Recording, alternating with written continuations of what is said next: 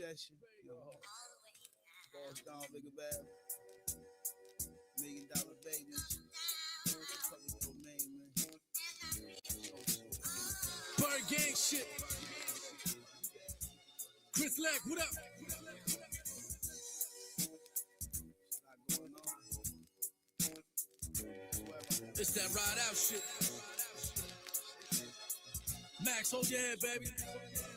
Can't come in this lady, and I date you, baby, make you cuckoo crazy for Coco. I can loop you, mommy, I can scoop you, mommy, I can coop you, mommy, with no dough. Now up jumps the boogie, the rain, this cookie, we bang, bang, we boogie to the beat. My thing stay, we bitches, my bling, bling, you bitches is gang, bling, you bitches, bitch, bitch. You say fuck me, I feel the same way about you, bitch. Nigga made you bitch, now you act like this. Or get your head out your ass, nigga. Spent 6 cash, left the rest in the stash, nigga. I sport coops, let the thing rip.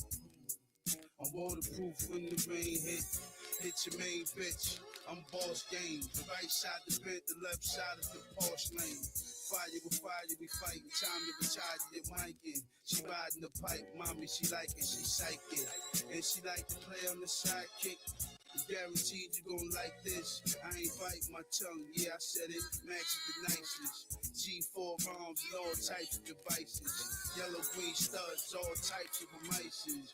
Baby, come here, come holler. I'm all about that. I'm this lady, and I date you, baby, make you cuckoo crazy for Coco. I can loop you, mommy, I can scoop you, mommy, I can coop you, mommy, with no dough.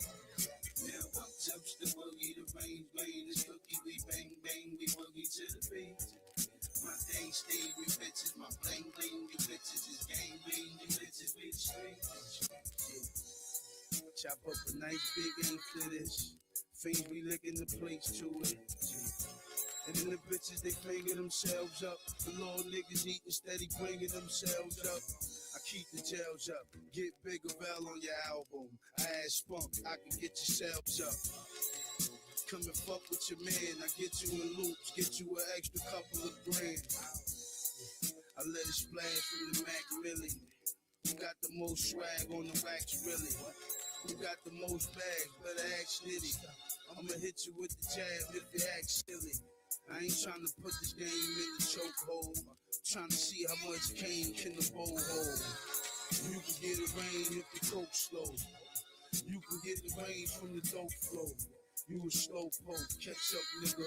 I'ma dump it in your chest. Better fresh up, nigga. Yeah. I'm a beast, bag. Bigger Bell Streets, bag. Fly niggas got more sneaks than the East, bag. Come in this lady, and I date you, baby, make you cuckoo crazy for Coco. I can loop you, mommy, I can scoop you, mommy, I can coop you, mommy, with no dough. Now up jumps the boogie, the rain, this cookie, we bang, bang, we boogie to the beat. My thing stay with bitches, my bling, bling, you bitches is gang, bling, you bitches, bitch, straight. Yeah. You ain't seen a nigga with my stature. Playtime's over when the cops come and catch ya. So I ain't have a jag nor rover. We was stuck in the hood, had the cab all over, had the bags all over the floor. Pitch ate them up, high off the residue weed. Tried to wake them up, time to scrape them up. I trick 6 on the off day, hit the block for an hour, then I can make it up. My bitches cooking clean, cause my hooks is mean. Young boss, Don Pimp, I'm a hooker's dream. I took the beam for a spin. Pray to the Lord, get on my knees if I sin. Spread your foot, get off my knees, then I grin. Who popped you? You niggas live life of imposters. I'm on your roof in the chopper. It's like taking candy from a baby or the food in your locker. Man, come in this lady, and I date you, baby, make you cuckoo crazy for Coco. I can loop you, mommy, I can scoop you, mommy, I can coop you, mommy, with no dough. Now up jumps the boogie, the rain, this cookie, we bang, bang, we boogie to the beat. My thing stay with bitches, my bling, bling, you bitches is gang, bling, you bitches, bitch, straight. Space nigga. Oh man, that public domain shit, man. I'd like to take the time, dedicate this one to my niggas, man. My boy, Mike Bruno, Young Folks, Pogolo, Uncle Stud Baggy.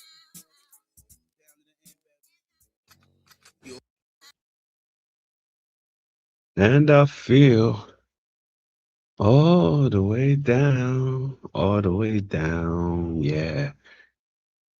You're he. You're he. What's happening? What's happening? Check, check. Let me turn this down a bit. Give me a sec. Guando chat room. How we doing? How we doing? You're he. You're he. Check, check. You're he. Uh-huh. Uh-huh. Good folks. What's going on, man? How we doing? How we doing? Live and direct on a Thursday. Strange days patterns, right? Strange pattern popping up on a Thursday. I know. I know. I had plenty rest today, is what I'm trying to say.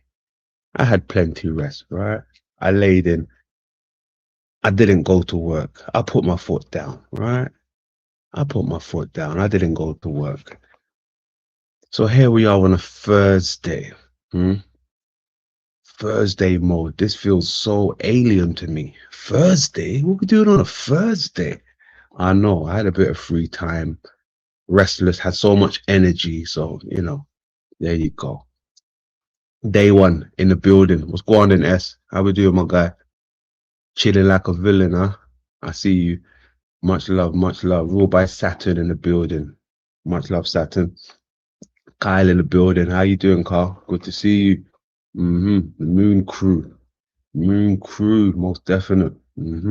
Sote in the building. What's going on, Sote? Yeah, yeah. Big up. Oh, by the way, 420, you got that shit.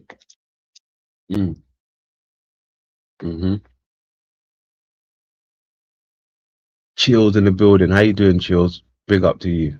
Got my UK family in the building. Salute to the UK. Salute to the US extended family. Zombie in the building. Wagwan Zombie. Big up to you, man. UK in the building again. Most definite. Loondin. Loondin. Yeah, man. All of that. Cece, what is going on, twin? Much love to you. Big up, always. Always, you done know. One of the realest females out here. No doubt. AJ in the building. Salutes to you. Much love. Much love to you, man. Peace. Good to see you. Good to see you. Big Rasta in the building. Yes, Rasta. Mr. Rasta. Yes, sir. Yes, sir. No doubt. Lay low, me set. Always. Big up to you. Big up to you. So we got the gang in the building. We got the gang, got the usual suspects. I love that. I love that. Nice and early. Just a little check-in vibe, you know.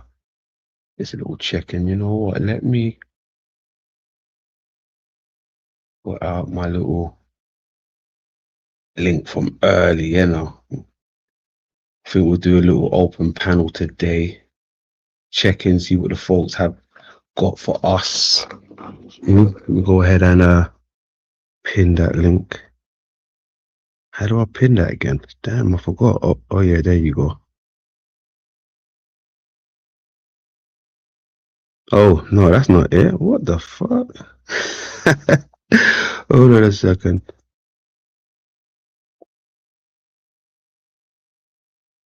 There you go. I think that worked. I think that worked. Boom. So we're there. Sanma in the building. How we doing? Big up to you, man.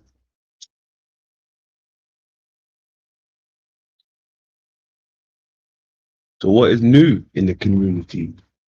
Not even the community, in the corner. What is new in the corner? Because remember, there's a community, but there's also a corner in the community. All right. So what does the community, or excuse me, the corner have for us today? It's a little get together. Don't have to be nothing fancy. Anything new, any new arrivals, any new additions to the family. Any new additions to the family. Really liked your last two vids. was explaining the agenda straight from the mouth. Ooh, thank you. Thank you. I appreciate that. I appreciate that. Much love to you, man. Appreciate that. Yeah, we've been putting out some content. We've been putting out some content. Bit different from what people used to. You know, I'm aware of that. We all are aware of that. That's what makes it more unique. It's different. Right. So salutes to all the people who bringing something different to the table. We love that. We love that. Excuse me. Oh, excuse me. Pardon me. Yeah, the meningitis. I heard about that. I heard about that. Meningitis. There's always a sickness flying around somewhere. We can never escape the sickness, right? It's like we're in a sickness era. Where do these illness, these sicknesses come from? Where they come from? I don't know. It seems like they're here to stay. All right, no, how you doing, no? Good evening, mate. Good evening. Good to see you. Good to see you. I saw a message down there. Where did it go?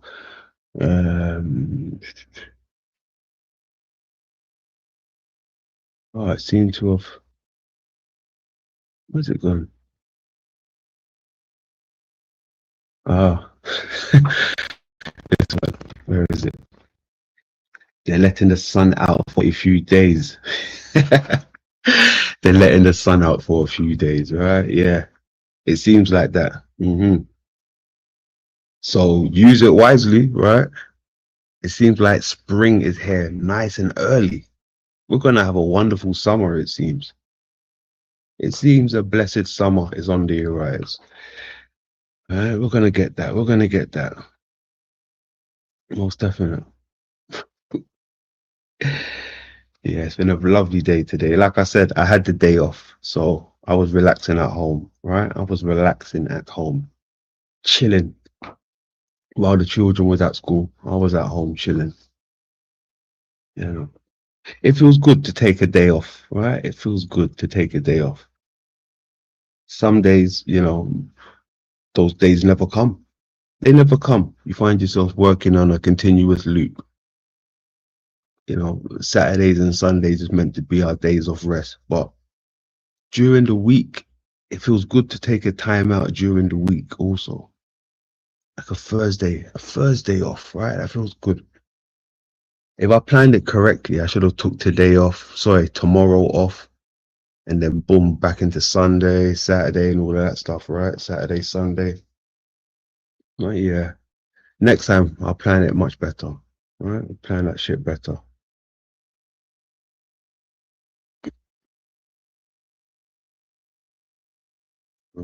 Where was it?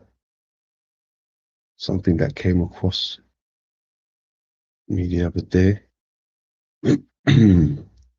Excuse me. Let's get into something real quick. Remember, open panel. Don't be afraid to hit that link. All right? What's on your mind? Hit that link.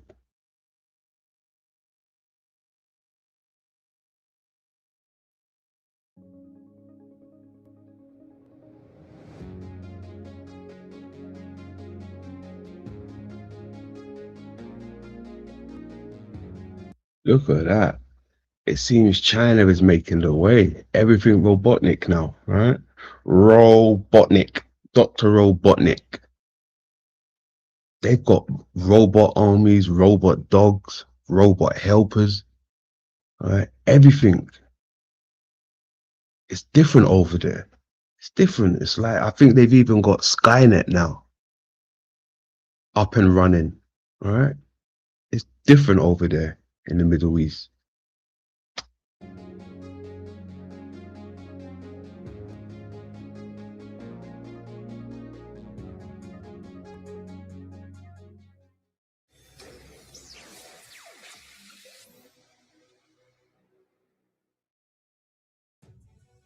In China, the world's first humanoid traffic police robot, WuYu R001, has officially begun service.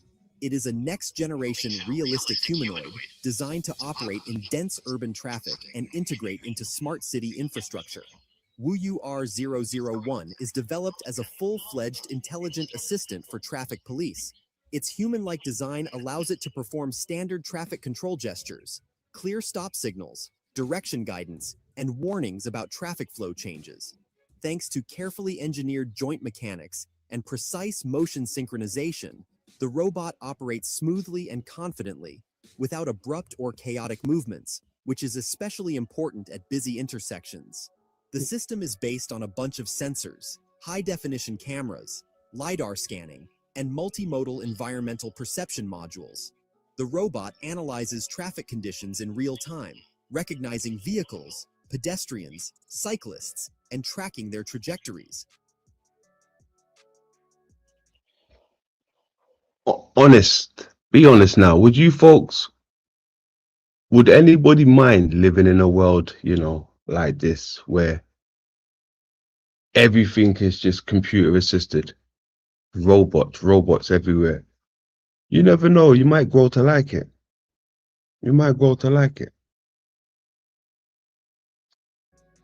Imagine being able to build anything.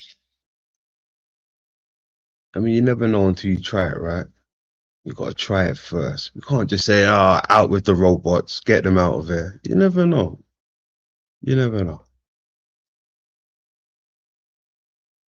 In China, a combat humanoid police robot called T-800 also entered service, attracting public attention and becoming a viral internet topic due to its unusual appearance on the streets alongside real police officers. This humanoid robot Look at that!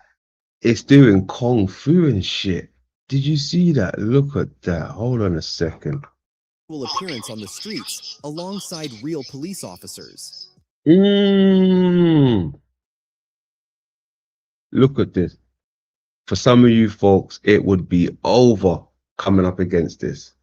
When is the last time you lift your feet up this high? Huh? When is the last time you lift your leg up this high? This high.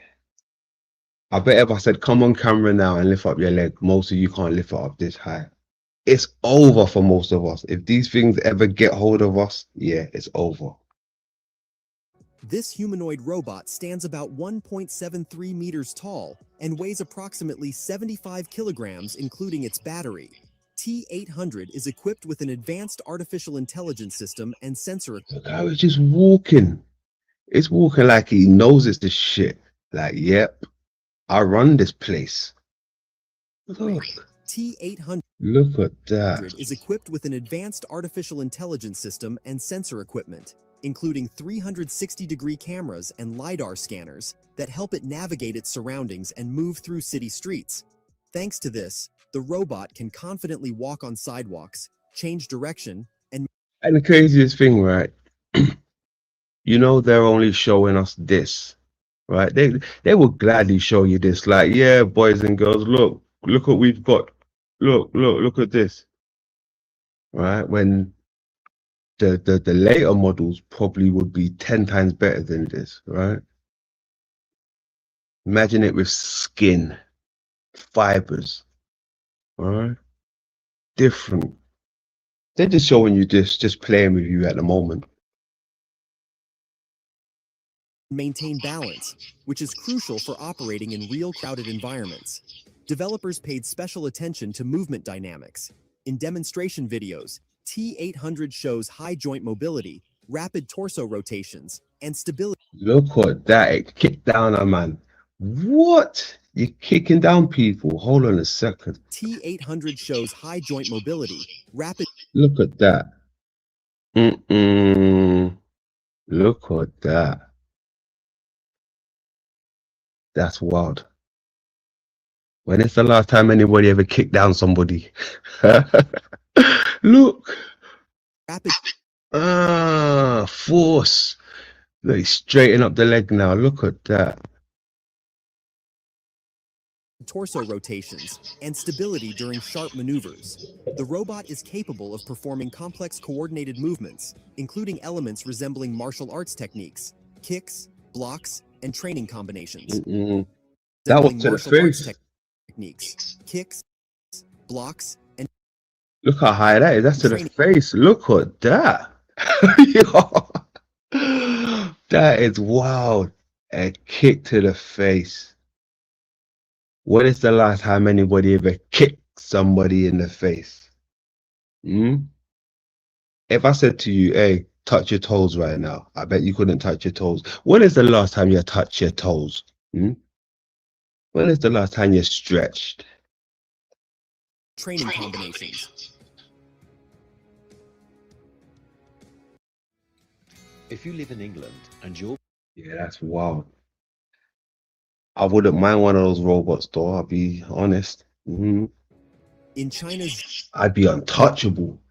Zhejiang province, a traffic control robot named Hengxing No. 1 has entered service. The robot was developed with the participation of the local traffic police department and technology specialists as part of a program to introduce intelligent systems into smart.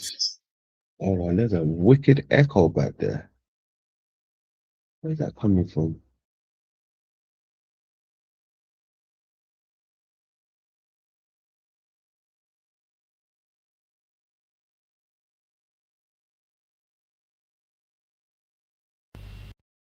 Hopefully that works. City infrastructure. Hengxing No. 1 is a humanoid platform capable of performing classic traffic controller gestures, giving stop signals, allowing movement, and directing traffic flows at busy intersections.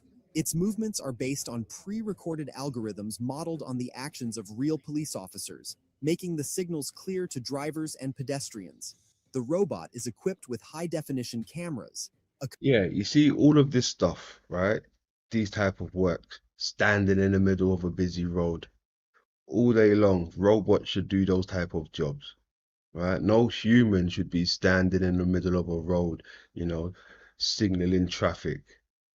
It's very dangerous, right? Plus the elements out there. I saw a video a few months back, or maybe a few weeks, right, where the people who do the road jobs in China, right, the traffic jobs, even when it rains, they're not even allowed an umbrella, right? They're not even allowed an umbrella. You have people doing acts of kindness and throwing umbrellas to them from outside of their cars, like, here, take this umbrella. They're not allowed to use umbrellas or nothing. They got to use these dingy rain jackets if they happen to get their hands on one. But you're getting soaked in the rain, right? Uncomfortable. Let these robots do these kind of jobs. Yeah, give the robots these jobs, standing in the middle of the road all day long. But you can't have a human standing out in the road. That's not a job for no human. A computer vision system, and environmental analysis sensors. It can monitor vehicle and pedestrian movement in real time, detect potential traffic violations, and, when necessary, issue warnings through a built-in audio system.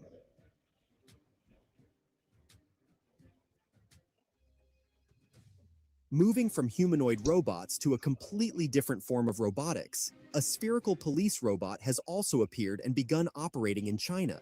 This unusual Yeah, different type of robot now, different type of policing. A sphere police, okay.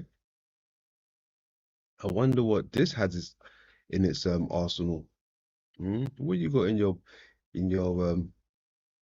utility belt? robot externally resembles a large ball or sphere, inside which mobility mechanisms, sensors, and computing electronics Look at the size of it. It's quite large. Look at that. They ain't playing. are housed. The core of the spherical police robot consists of integrated cameras and sensors that provide full situational awareness. With them, the device can detect people, vehicles, and abnormal situations in crowded places such as shopping streets, parks, or metro stations. Data processing occurs in real time using built-in artificial intelligence that analyzes object behavior and assesses potential threats or disturbances. In several presentations, It was shown that the robot can quickly pursue a fleeing person due to its high mobility speed and can deploy built-in intervention tools, such as irritant spray systems, Look at that. It just look at that. Hold on a second. Let's have a look and again. can deploy.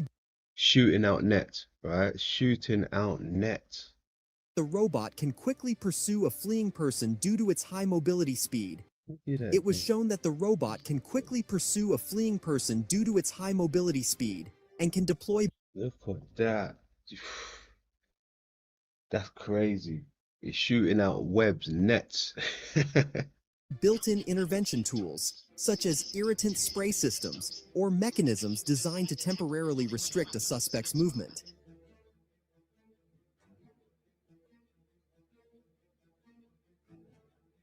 Unitree G1 has begun operating on city streets as part of patrol units. The primary goal of G1 is not to replace Look at that. It's just flexing. Look at it. on city streets as part of patrol units. The primary goal of G1 is not to replace human officers, but to serve as a reliable assistant capable of handling tasks that are difficult or dangerous for people. The robot was developed by Unitree Robotics and adapted They're moving in sync. Look at that. They ain't playing. are difficult or dangerous for people. Look at that. The robot was developed by Unitree Robotics and adapted for urban environments where mobility, stability, and constant situational monitoring are required. Unitree G1 is a compact mobile platform with an advanced stabilization system and high maneuverability. Thanks to its well-engineered design and balancing algorithms, it can confidently move along sidewalks, avoid Did you see that? No way. The thing flipped up. Look at that. Hold on a second. engineered design and balancing algorithms. It can confidently move along Look at it. Watch it. sidewalks, Woo-wee. avoid obstacles, operate in dense pedestrian traffic, and maintain stability on uneven surfaces.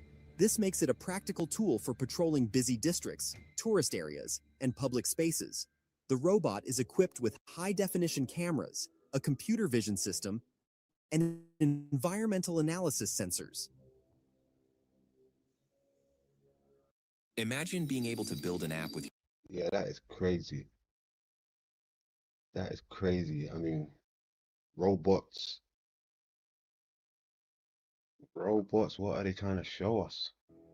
Police in Sichuan province have also decided to deploy several types of robotic assistants, including traffic control robots and robotic dogs, intended to support patrol and special units.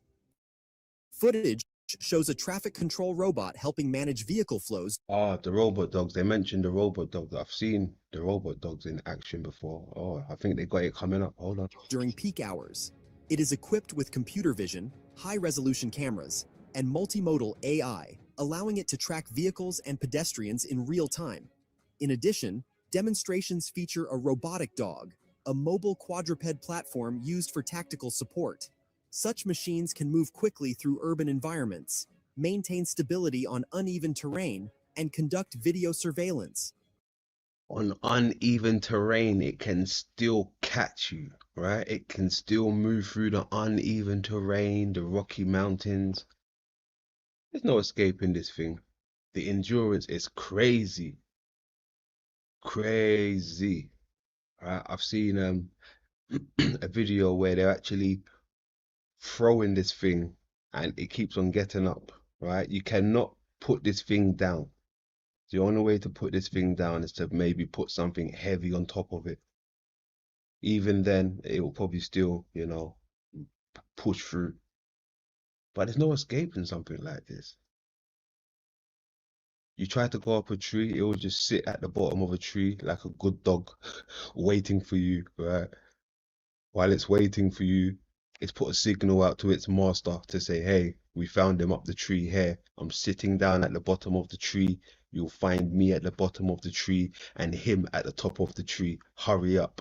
Hurry up. Get me? You can't escape this. One of the functions demonstrated for these robots includes the ability to deploy a remotely operated net device intended to temporarily immobilize suspects during training scenarios.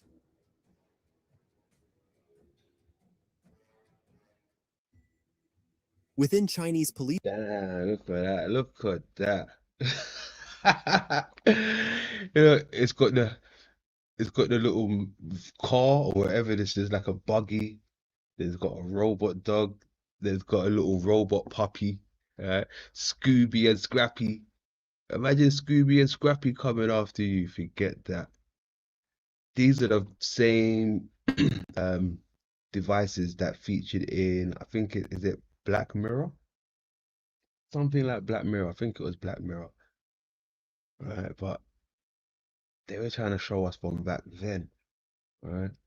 You put a few devices on this, like, I don't know, guns, right? You put some guns on this, forget it.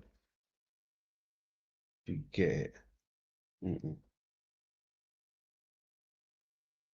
forces, robotic dogs play a role no less significant than traditional canine units, and one example is the Robo K9 project presented in the city of Hefei. This robotic platform has been integrated into law enforcement services as a mobile assistant for patrol, monitoring, and support. And best believe, if they're showing us this, they got ones that are 10 times better than this. They're just showing you this, right? Just for showing it to you. This ain't the finished type. They got ones that are better than this. During special operations. Robo K9 is built on a quadruped robotic platform with high stability and an adaptive balancing system. Thanks to a design with independent drives on each leg, it can move across uneven surfaces, steps, curbs, and tiled areas. Steps, curbs, and tiled areas, yeah. Don't think you're gonna do the Rocky on this one, running up the steps. Like, I won, I win, I win. No, it's coming for you. You're running up the steps, it's coming with you. Alright? It's coming with you. Look, it's up these flight of steps. That means it came up from down there, then up there, then up here. Now it's coming up here. Yeah. Behave yourself is what I'm trying to say. While maintaining stability even during sharp maneuvers. This makes it especially effective in complex urban environments. The robot is equipped with high-resolution cameras, a 360-degree vision system, and environmental sensing equipment. It can transmit live video feeds to a command center in real time, providing officers with additional situational awareness.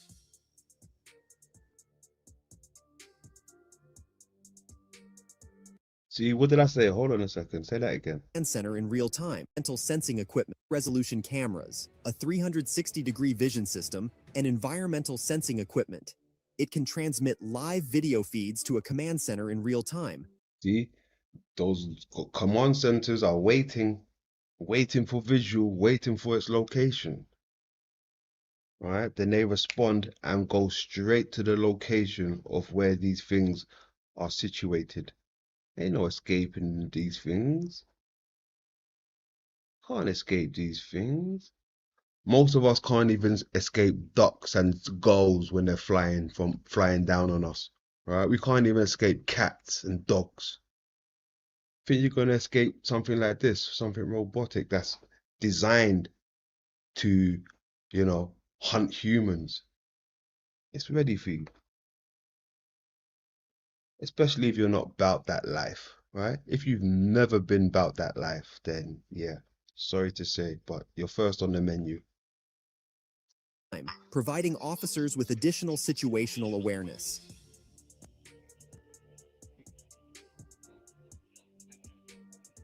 Engine AI has also deployed its humanoid police robot, which has begun appearing on the streets of Chinese cities alongside law enforcement officers.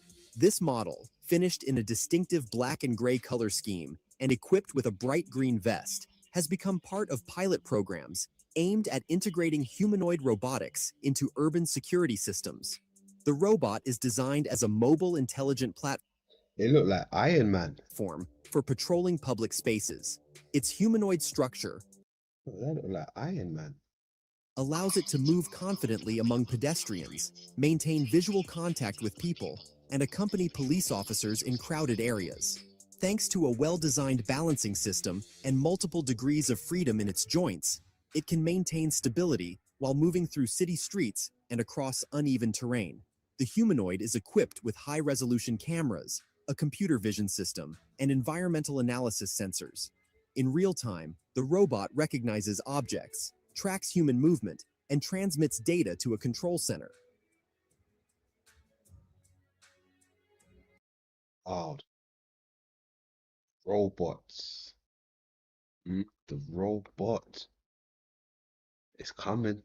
It makes me think about, the terracotta army, those type of things. Once upon a time, maybe they was, robots.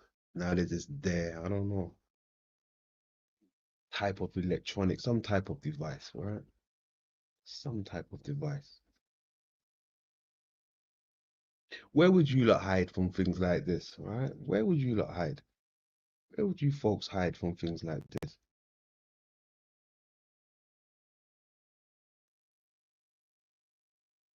Where would we hide? Some people would probably climb up a tree. You'd think maybe a tree would be the best bet, right?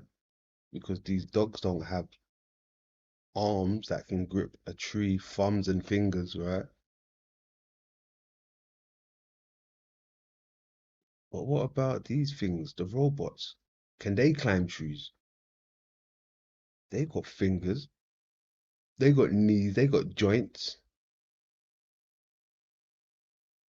They've got something for everything, right? Something for everything. Ain't no escaping these things.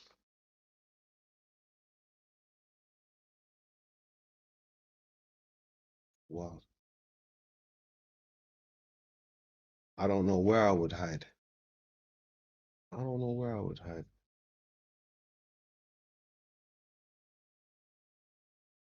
Maybe up it down the hole. I don't know. They probably jump down the hole and find me. Where would you hide? Can't hide nowhere. You can't hide anywhere. I don't know. You're gonna have to hide in a closet. I don't know. In a bathtub. I don't know. You know where you gotta hide somewhere in plain sight. Somewhere in plain sight, then it might just confuse the bot. All right? Somewhere in plain sight. Gotta blend in. Blend in is what I'm trying to say.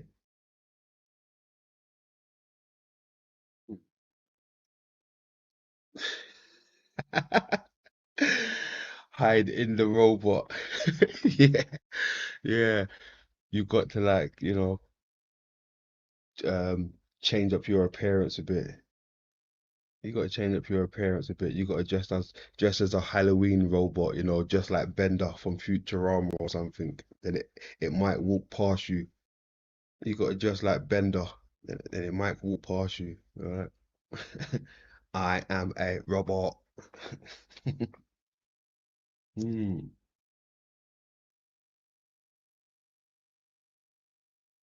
God damn. Mm, Piggyback the robot, yeah. Well, I mean, you can't even do that because these things have cameras that turn 360. So it's gonna see you. It's gonna see you. The best thing to do is, right, what we do in this day and age, what we do to cameras. You probably have to spray the lens, right? You gotta sacrifice one of the soldiers, one of the man them, one of the bros. Sacrifice him first with a can of spray paint. He's got to jump at it, spray the lens, right? Spray the lens, and then maybe send another pawn out there to spray another lens, and then you can start to attack, right? Then you can start to attack. Once the lens is gone, you can attack, all right? Once you deal with the sight, then you can attack. These things work on sight, right? Sight, vision. It's got to locate you first, remember that. It can't apprehend what it can't see. All right. Mm.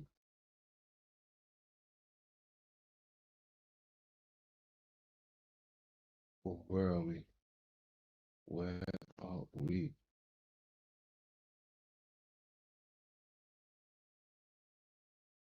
Let's jump over here. Let's jump over here. Grand old chat room.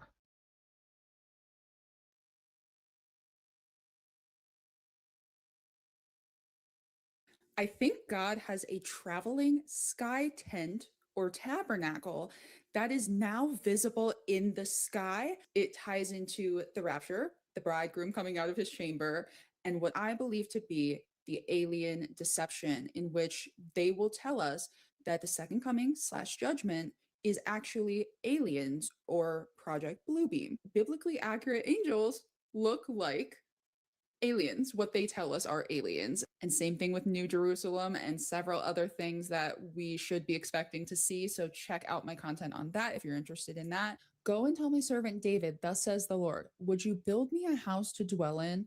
I have not lived in a house since the day I brought up the people of Israel from Egypt to this day, but I have been moving about in a tent for my dwelling in all places where I have moved with all the people of Israel. So God moves around to be with the people of Israel. I don't even know where to start with this, but I'm going to start with some pictures that I took in Norway this past December. I kept noticing there was like a triangle with an eye on it traveling around in the northern lights. Basically, wherever there were large clusters of lights, Triangle with an eye in it. That's interesting. I can see some type of shape there within the light. Don't know if that's an eye, but I can see something. I would see this one triangle traveling around. And it occurred to me, I wonder if that's the tabernacle of witness because it has an eye type of thing on it. This starts out by saying, the firmament shows God's handiwork, which was also on Werner von Braun's tombstone, the guy who started NASA, aka the deceptive shadow government. But that's for another video. So David's talking about the angels. He says their voice goes out through all the earth and their words to the end of the world. In them, he has set a tent for the sun, which comes out like a bridegroom leaving his chamber, and like a strong man runs its course with joy. Its rising is from the end of the heavens, and its circuit to the end of them. And for the sun. And for the sun. Do you know what? I've never really looked into this tabernacle thing, right? But for the last few weeks, I would say month, it's been popping up of lately since I've been going into this, Jew stuff and the menorah. It's been popping up here and there, but I haven't really took it on board. But the tabernacle, maybe I have to look into that one. And there is nothing hidden from its heat. The law of the Lord is perfect, reviving the soul. The testimony of the Lord is sure, making wise the simple. So remember, Jesus says that the coming of the Son of Man will be like lightning from the east to the west, right? And I talked to you guys several times about how like that's very, very standard for Northern Lights arcs to be like from east to west, and showed you guys pictures and stuff. The chamber that the bridegroom arcs to be like from. Look at that. Look at that. I like that. That looks nice. I'll 420 that.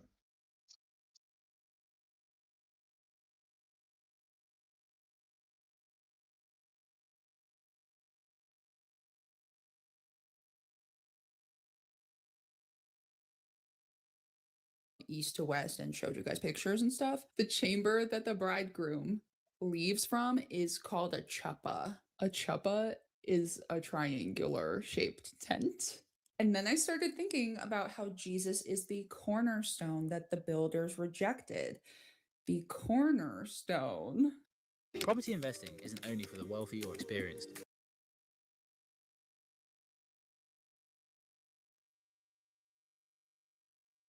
See, now, we've been looking into this, cornerstone for quite some time, especially the pyramids, right? The triangles, right? The lens, the cornerstone, right?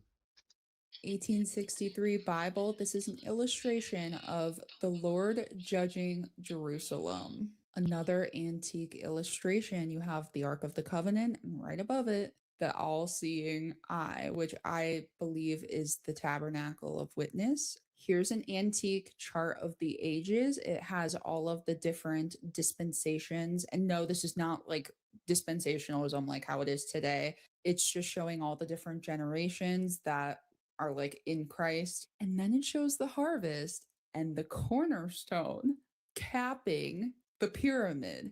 That's supposed to be the cornerstone, like as in Jesus's cornerstone. So this is a medieval. So the cornerstone seems to be a pyramid, right? The cornerstone is a pyramid.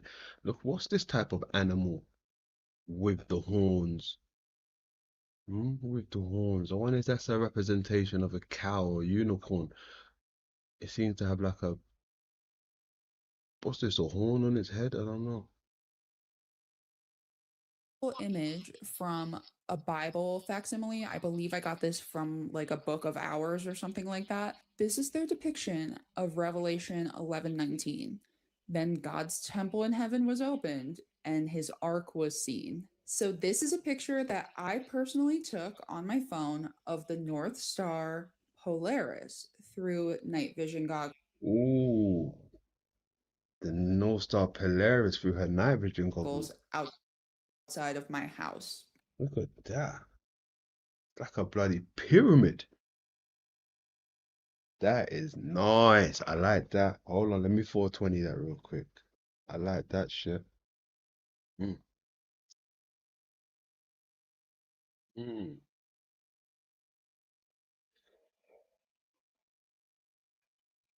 I could not believe my eyes when I looked through the night vision goggles. I was super happy that Through the night vision goggles. Is that really a thing? Hey, maybe I need some night vision goggles. I could be missing out on a whole bunch of stuff right now. I need some night vision goggles. I remember there was a thing about some fighters. They had night vision goggles and apparently it got banned because they was witnessing entities or things flying around in the nighttime, right? So it got banned. Crazy. I was able to get a picture of it because this is just crazy and it looks like a pyramid. Something that has me so mind blown, I cannot handle it. And to put this as simply as possible, this is drawn based on a specific math equation, the exact same equation. You know what's wild? They've got a movie. I forgot the name of the movie, right? But it's almost like the same thing here. Amongst the Northern Lights, right? There's like a city. You got to catch it at the right time, apparently, the right cameras. But in this movie, they picked up like a city within the Northern Lights. I mean, look, it could be a few things, right? It could be a few things. I mean, there could be a hidden city somewhere, who knows? But, ladies and gentlemen, boys and girls, this could also be properties due to the lens refraction, mirroring itself. Who knows? There could be some parts in the earth, you go to certain places, the air, the moisture, catch it at the right time, it's refracting the land, right? It's inverting it, who knows? But these are the type of things that you can find when you're lensing, right? Inverting and refracting. I'm just putting that out there. Equation can also be drawn in 4D like this. These two shapes are the exact same mathematical equation, just drawn in two different ways. So I'm showing you this because that's the Star of Bethlehem, guys.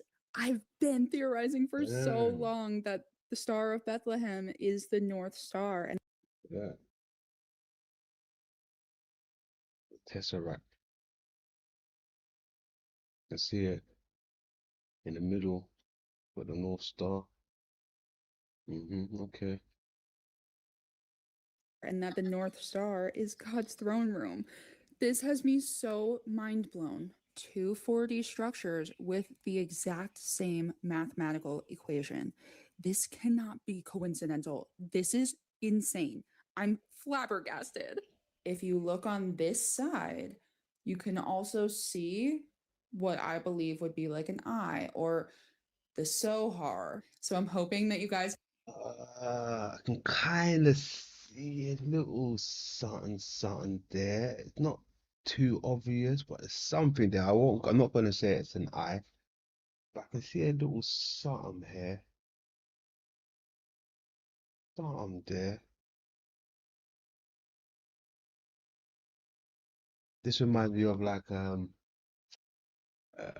do you call it? Like the Ben stone, right? Stuff Wim used to talk about. I never still got it up there. Did I get rid of it? Damn.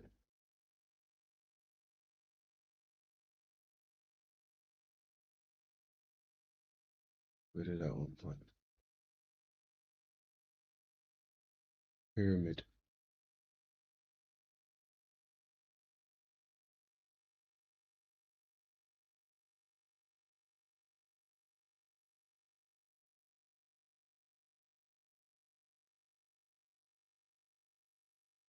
Ah, Lisa left eye. Look what she's saying. I tell you that I had a real frightening. Here you go. Thank you. How much do I owe? We'll come back to that later. have seen my content on Noah's Ark in the sky and how I don't believe that Noah's Ark is what they tell us it is. Like, it looks different than modern biblical portrayals. And we talked about the light window or the Sohar slash Lorida. In almost all of our modern English translations for this word, it's rendered as a roof. So God tells Noah to build a roof onto the ark, but the actual word is a light window or a gemstone portal. And you can see this in What? Light window or gemstone portal? antique biblical art. But now it's like they flatten everything. And I think that this is going to play a huge part in Revelation 20, Satan deceiving the entire world into encircling the camp of Satan. Isn't that the Eucharist as well? Right. It is. It's almost got like the hollow earth symbol as well. The pyramid with a circle on top, right? The keyhole. In deceiving the entire world into encircling the camp of the saints, because most people don't know what the ark looks like, what biblically accurate angels look like, that type of thing. If this is God's tent, which I do believe that it is, most people are going to be terrified if they see this. My belief is that the occult has tried to steal God's throne and like his most important imagery. We're going to get into a bunch of different like antique pictures and stuff.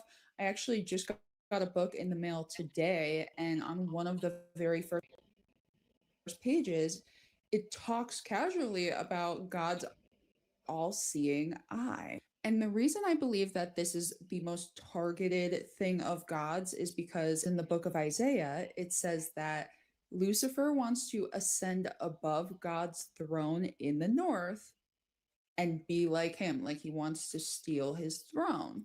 So I believe that this is a part of God's throne. If this is the tabernacle, inside of the tabernacle would be the Ark of the Covenant, which has the mercy seat. So if they make us afraid of this, we end up seeing this in the sky.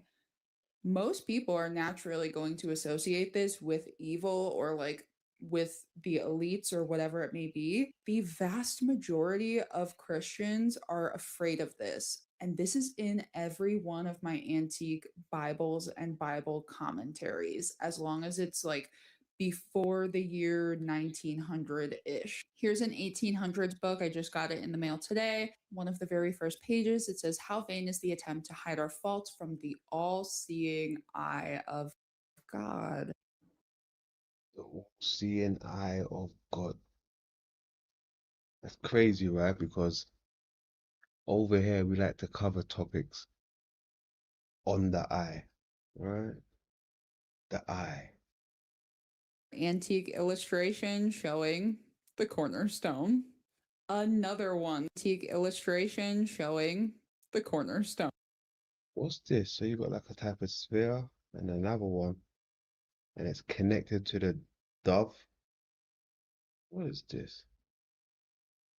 What's that representing?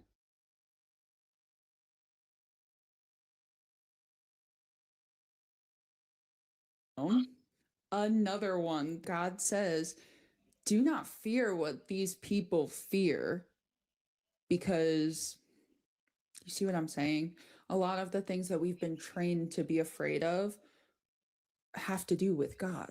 Like, it also reminds me of how in all of the scary movies, like I think the original trope started with Poltergeist, correct me if I'm wrong. When someone's dying in a movie, they always tell them, don't go into the light, don't go into the light, and they like make it scary. The Bible says that God is light, and a lot of people's near-death experiences, God is in that light, and Hollywood tells us to not go into it. And I'm bringing that up because I, of course, think that this is just another one of those things that we've been conditioned to feel backwards about. Here's another one. It's a tabernacle with the cornerstone floating on top. Another antique illustration. You have the Ark of the Covenant, and right above it, the antique tabernacle. Okay, the tabernacle again. Right, the tabernacle. Let's check this out. What is that up there? A type of lamp or something? I can't really see what this is.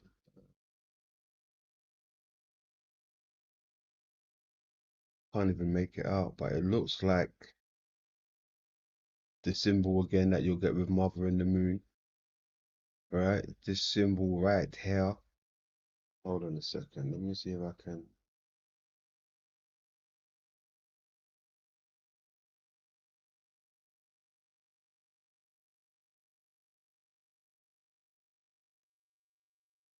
That same symbol. I'll do that after. Got a tent. Look at the headdress he's wearing. The horns, the crescent.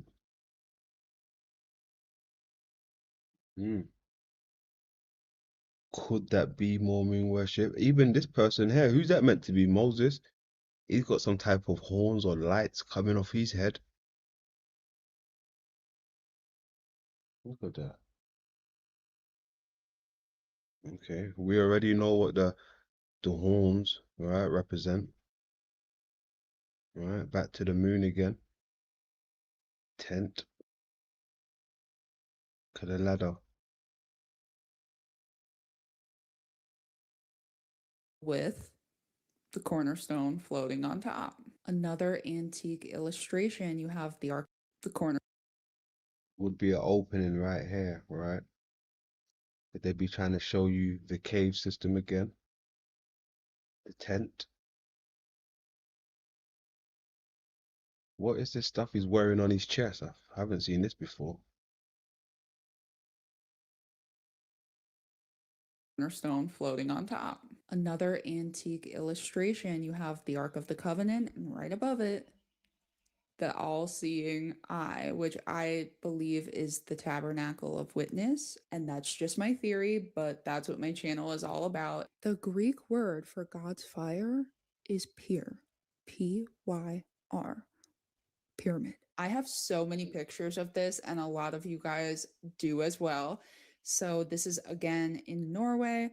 It basically travels around like on the light, and it's like much darker than the surrounding areas, if that makes sense. It's hard to explain because it's like, to me, it's like trying to explain the spiritual with words. You just can't do it, or at least I can't. But again, you can see it's a little tent with an eye, or what I believe to be the Sohar. I'm probably botching the pronunciation, but the light window in the front. And really quick, just in case anybody isn't familiar with what like the ancient tabernacles would look like, this is in my 1863 Bible, just to give you an idea of what the tabernacles would have looked like. And here's the absolute craziest thing I feel that God has ever shown me. Like, this absolutely takes the cake. As I was taking these photos, I was completely by myself, just on this random mountain, like 40 miles from all like civilization. And I kept sensing that there was something like in a general area. So that's why I would take the pictures, but I couldn't see anything. A lot of my pictures, it looks obvious to me, but it didn't even look obvious until like months after the fact.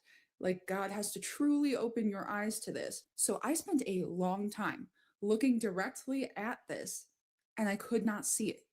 Right now, I can clearly see it. It's a tent shape.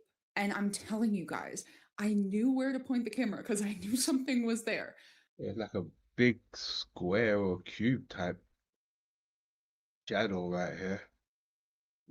What's going on right here? What's going on right here? Something's hiding right there. But I couldn't see it for months. I definitely couldn't see it in person. I don't know how to explain it, but it didn't even look like this to me. Like I was not able to observe the triangular structure.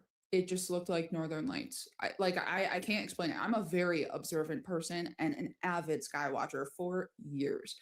This was fully perception based.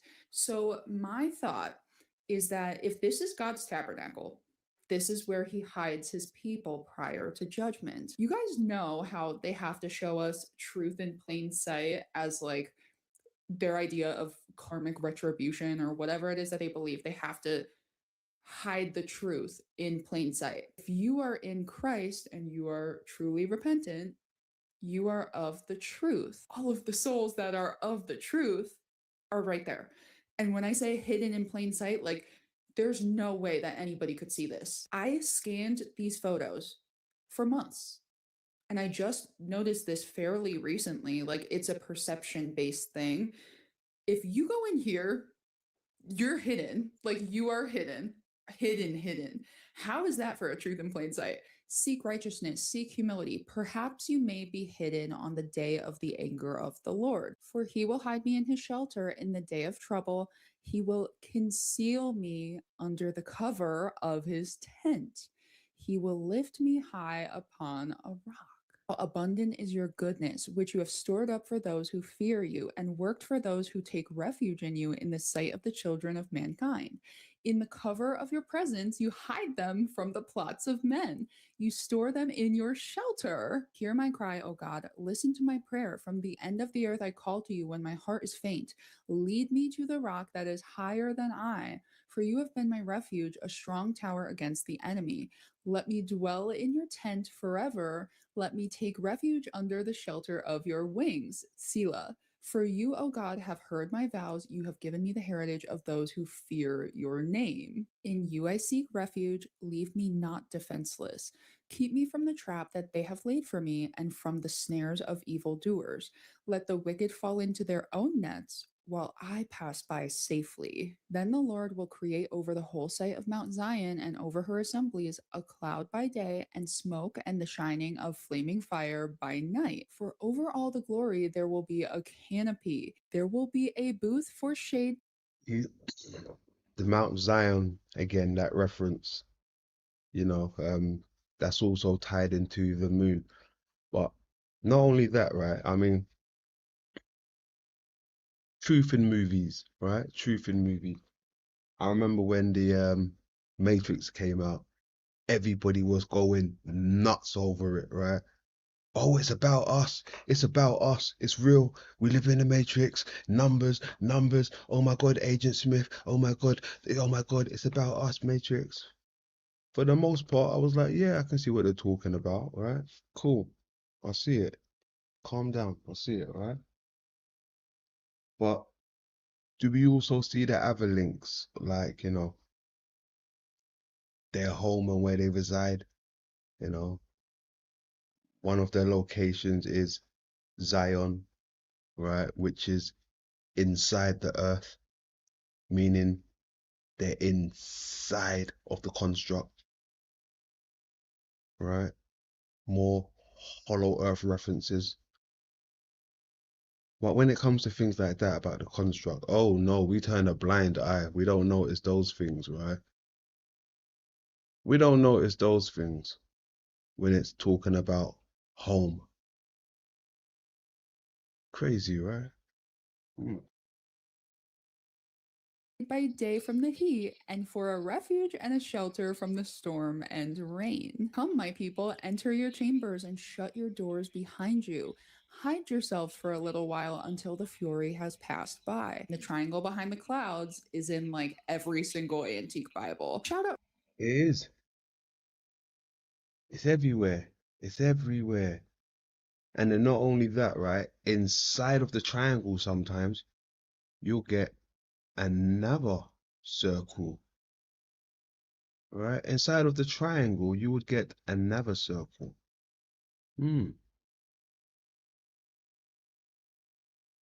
See the gap? There's a reason why there's a gap there, right? Maybe there's something that meant to be connected to it. An opening of some sort. Almost like this, right? Like a tree of life. Like an eye and an optic nerve.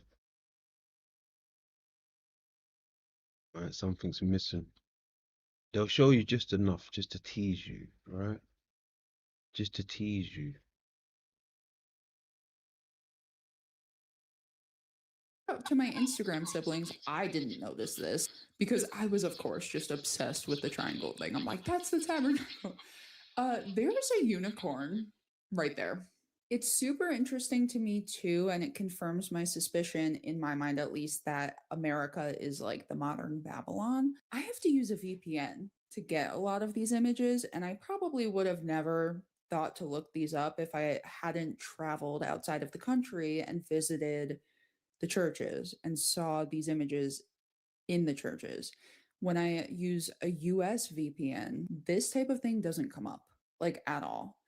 If I log into a foreign country, you could just scroll on and on and on and get these types of religious or Christian. I want to speak on that. I know, because that is crazy. I forgot to mention that when I was actually in Cyprus, right?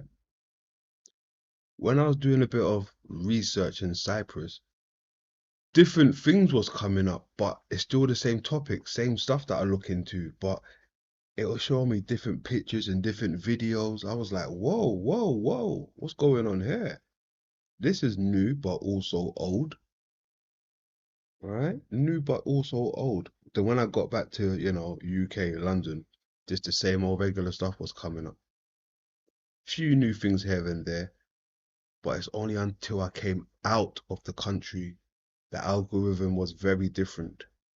Very different. Images. And disclaimer, please do not worship images or go and put something like this in your prayer space. That's not what this is about. This is more to uncover deception and prepare for what I believe is going to happen. How do you actually claim the life that you were born to live?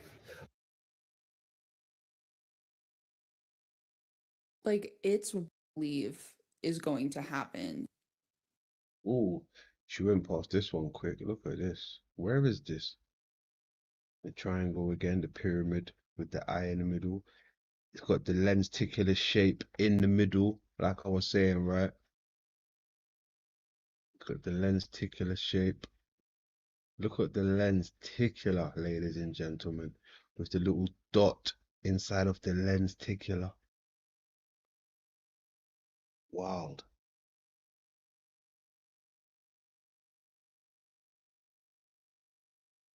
AJ said no one's talking about Three Eye Atlas. Don't worry, I got you again, man. I got you.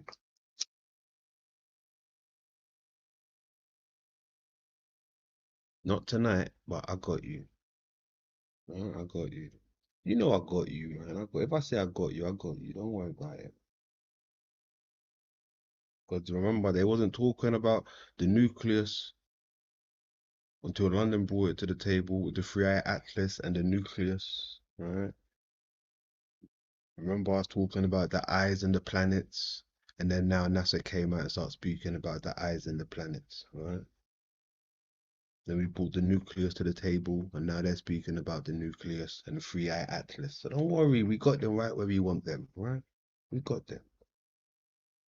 Matter, dense, all of this stuff, we got them. Like, it's wild. They just keep going. There's just more and more and more. If anybody's ever seen that one movie where the guy like goes up to the drive-through speaker and he's ordering and the lady's like, and then, it's like that. Okay, so you keep hearing me say that Jesus is the cornerstone, right? And I keep showing you different Eye of Providence artwork from the past. Well, I made a connection today that literally feels like it broke my reality in half. So I'm looking at this Ark of the Covenant model that I got, and I thought to myself, if you threw a cloth over this, the shape would be like a little triangle house type of shape, exactly like the structure that's on top of Noah's Ark. So then I'm reading through this antique Bible dictionary that I got, and somebody wrote a note in it. It's from the 1800s. The Ark of the Covenant, when transported, was enveloped in the veil of the dismantled tabernacle in the curtain of badger skins and in blue cloth over all, and was therefore not seen. And whoever owned this book wrote broken next to it. And I'm like, broken? Like, I don't think that the Bible says that that happened to the Ark of the Covenant. But the first thing that did come to mind was that when Jesus died on the cross, the temple veil was broken. And then I started thinking of Yeah, something's been broke. Something got broken, most definitely. Something's happened. It's plain to see, like they're showing you.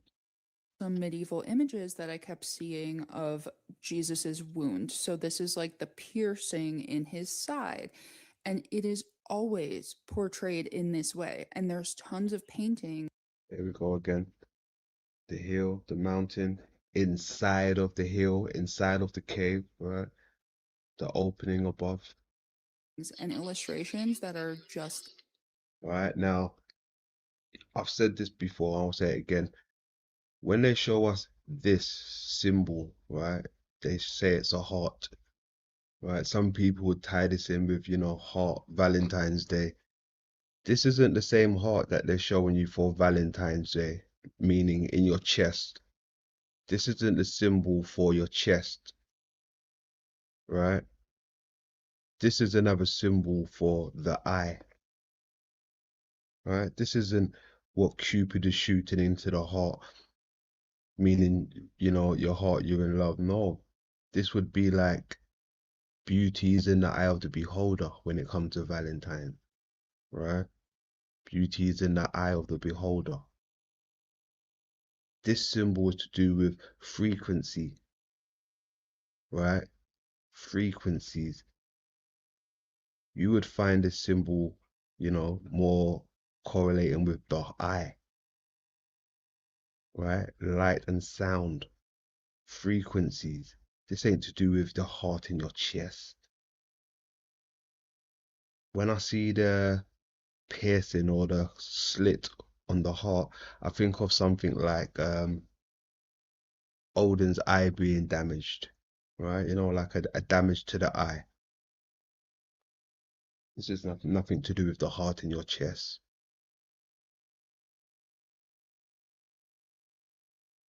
Did Jesus get pierced in his in his heart? I don't think so. They say he got poked in his ribs and all those places, but not in his heart. He would have died instantly, right? There and then. But yeah, this is to do with the eye. just this. And notice it's eye shaped. And this illustration is almost this. And notice it's eye shaped. Yeah, we've noticed this for a long time. We've been talking about this, my love. All right, we know this. And this illustration is almost always paired with the part about the temple veil being broken. And Jesus is the Ark of the Covenant, right? Temple veil. This illustration is almost always paired with the part about. There you go again, sitting inside of it, right? Inside of the lens, right? Inside of the sound wave, the eye. Watch it. Ladders. The temple veil being broken. And Jesus is the Ark of the Covenant, right? Oh, I like this. What's going on here? Right, you got the moon on her head. Is that meant to be the sun or a flower? See, the thing is with these type of imageries, right? And I mean, look, it says soul here, right? You know, soul is sun, so they say, but this doesn't look like no damn sun. It looks more like a flower, right? This looks like the crescent moon on her head right here, lunar, as you can see. But this don't look like no damn sun.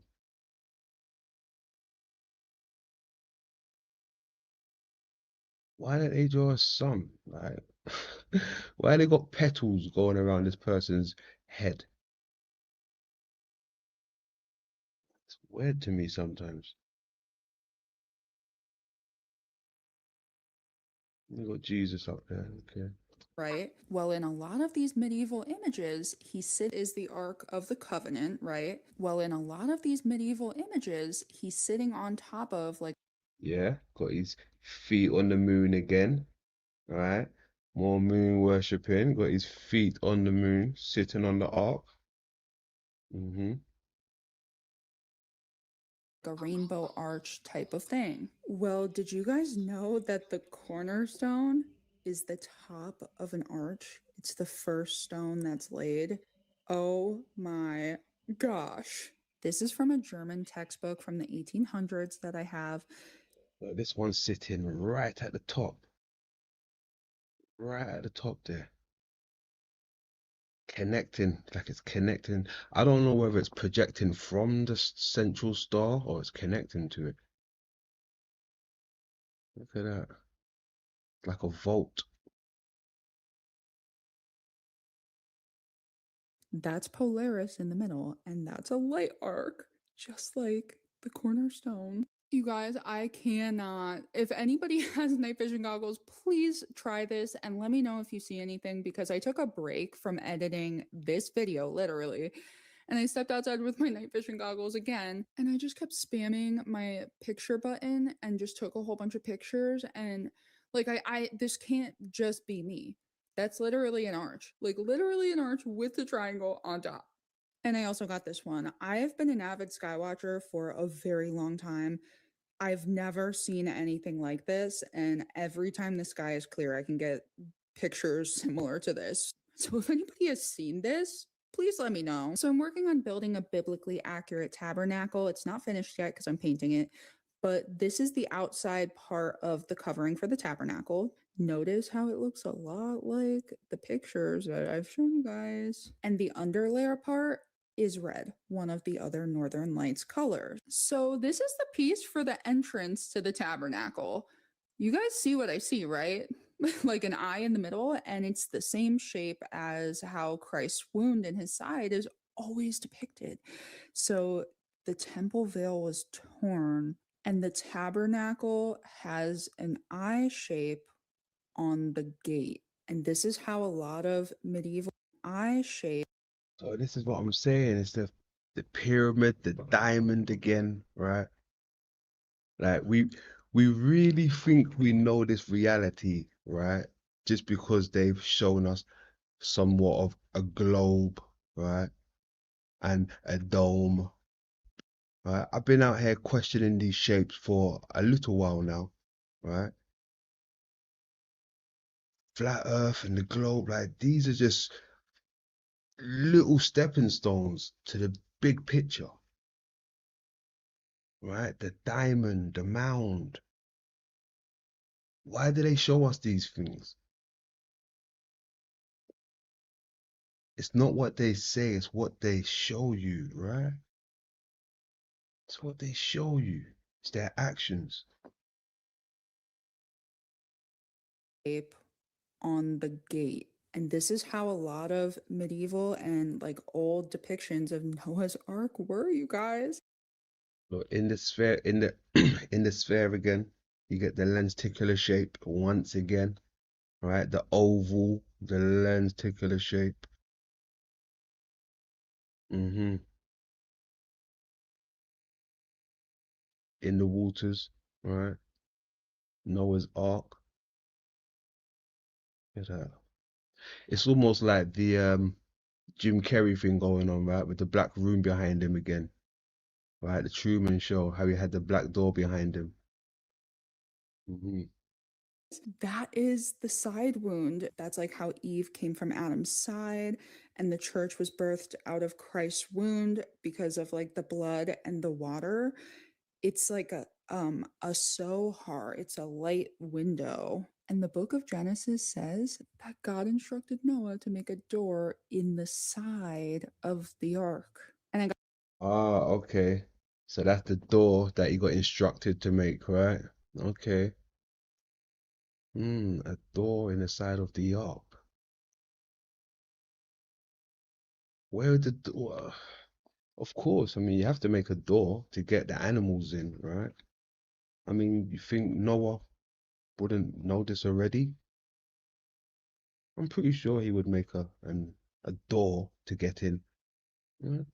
instructed Noah to make a door in the side of the ark. And I got this 1960s antique. It's Noah's Ark from the flood. And I'm just so confused. Like, it feels like we. Hold on, what am I looking at here? What's going on here? Oh, is that the boat there? Yeah, that's the boat there.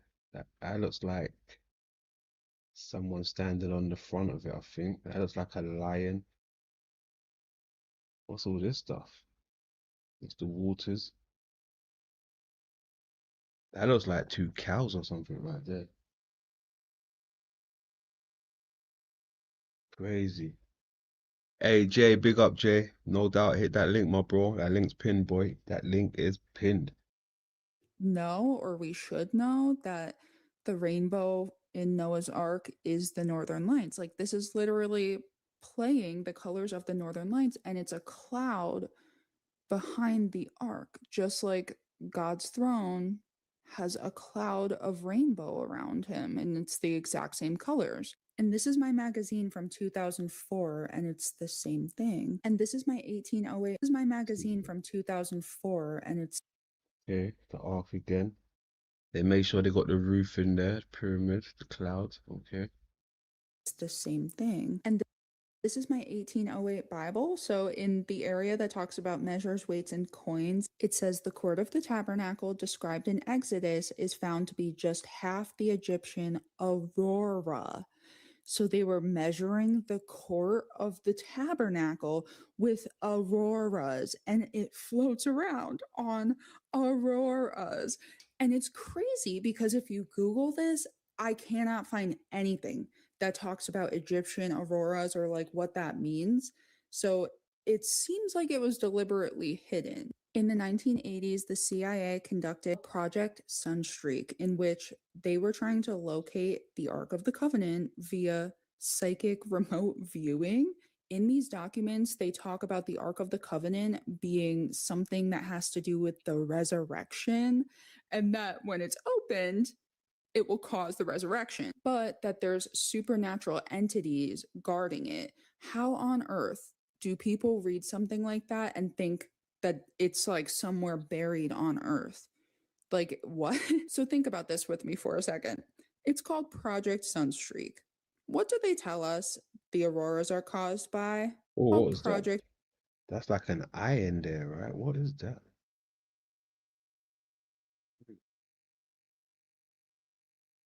Sunstreak. What do they tell us the auroras are caused by? Sunstreaks. Martin, you and I have been. All right, Martin. A huge YouTube channel, and it was about Project Sunstreak. So, anyone want to tell me why the thumbnail is the North Star, but it's black with an eye? Second Maccabees from my 1808 Bible. This one's kind of in rough shape. It was also contained in the same writing that the prophet, being warned of God, commanded the tabernacle and the ark to go with him as he went up into the mountain where Moses climbed up and saw the heritage of God. And when Jeremy came thither, he found a hollow cave wherein he laid the tabernacle and the ark and the altar of incense, and so stopped the door. And he laid God. And when Jeremy came thither, he found a hollow cave wherein he laid the tabernacle and the ark and the altar of incense, and so stopped the door. There's that mountain again, that cave. There's that cave again. what was it? The cosmic cave, the celestial cave, cave and the tabernacle. Okay. And the ark. All in the same sentence. Okay. And some of those that followed him came to mark the way, but they could not find it, which when Jeremy perceived, he blamed them, saying, As for that place, it should be unknown until the time that God gather his people again together and receive them unto mercy. Then shall the Lord show them these things, and the glory of the Lord shall appear, and the cloud also, as it was shown unto Moses. And then it starts talking about fire from heaven directly after, like it's drawing connection. Here's an image from a 1731 German Bible showing the pillar of fire as the aurora borealis. Here's another one. You can see the dark triangle with the eye, and then it's covered in the fire. Pillar of fire, the royal boy. I've never seen this. Look at that.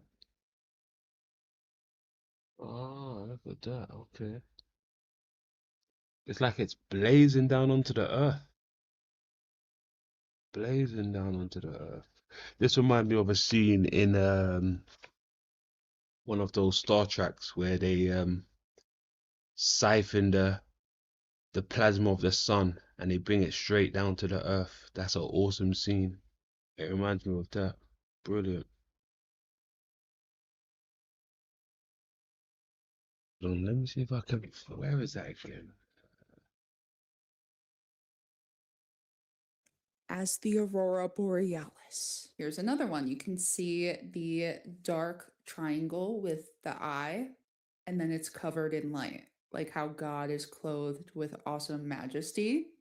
I am praying that you guys can see what I can see here, because first I saw the tent just chilling there, and then it changed to what I believe looks like the face of Jesus. So if you've seen the Shroud of Turin and like the reconstruction that they believed his face would have looked like, and if you're on your phone, you might have to turn up your brightness to be able to see this.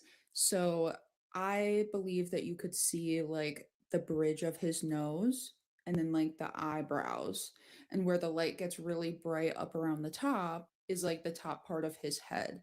Does anybody else see this? Seemed to me as if the ark was like inside of him, or he was guarding the ark in some way. And I also saw this. So I have a series of pictures where you can kind of see like the triangular tent.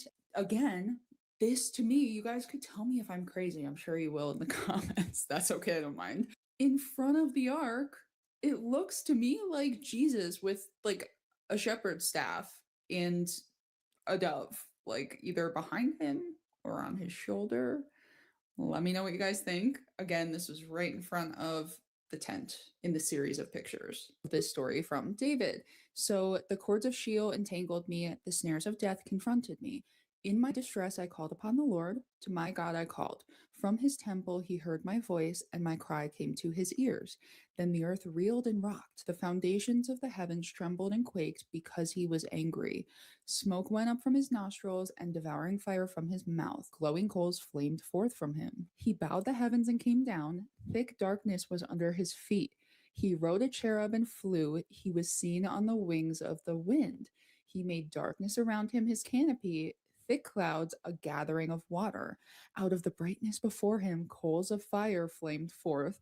The Lord thundered from heaven, and the Most High uttered his voice, and he sent out arrows and scattered them, lightning and rooted them. I want to read to you guys out of my 1800s book about the Northern Lights. I thought this was super cool, and it matches the ongoing study around this topic that I have kind of going on with you guys. This is the foreword of the book. The learned do not know as yet. 'Tis doubtful on the whole. They think it an electric light which radiates from the pole. This answer was beyond the boy. He stood without a sound, and saw the flame grow high and bright upon the dark blue ground. At last it dawned upon him, and with features all aglow, he threw his arms around her neck, exclaiming, Hush, I know, when angels over the darkened earth with heaven's message fly, and neath the deep blue starry roof the white wings swiftly ply. Then is the sky all lighted up, the rosy flames appear. We do not see the wings, oh no, we see the shadows here. When you become alone on earth and heaven has hidden me, Then I will stand behind the gleam and send a word to thee. He sent from on high, he took me, he drew me out of many waters. He rescued me from my strong enemy, from those who hated me, for they were too mighty for me. They confronted me in the day of my calamity, but the Lord was my support. He brought me out into a broad place. He rescued me because he delighted in me. The Lord dealt with me according to my righteousness, according to the cleanness of my hands, he rewarded me. And this goes on to talk about how he remembered the laws and statutes of the Lord. So I can't include every single point for every single thing in every single video, right, guys? But I just want to preface this by letting you know every single mention of this type of thing is always somehow tied back to those who keep the commandments.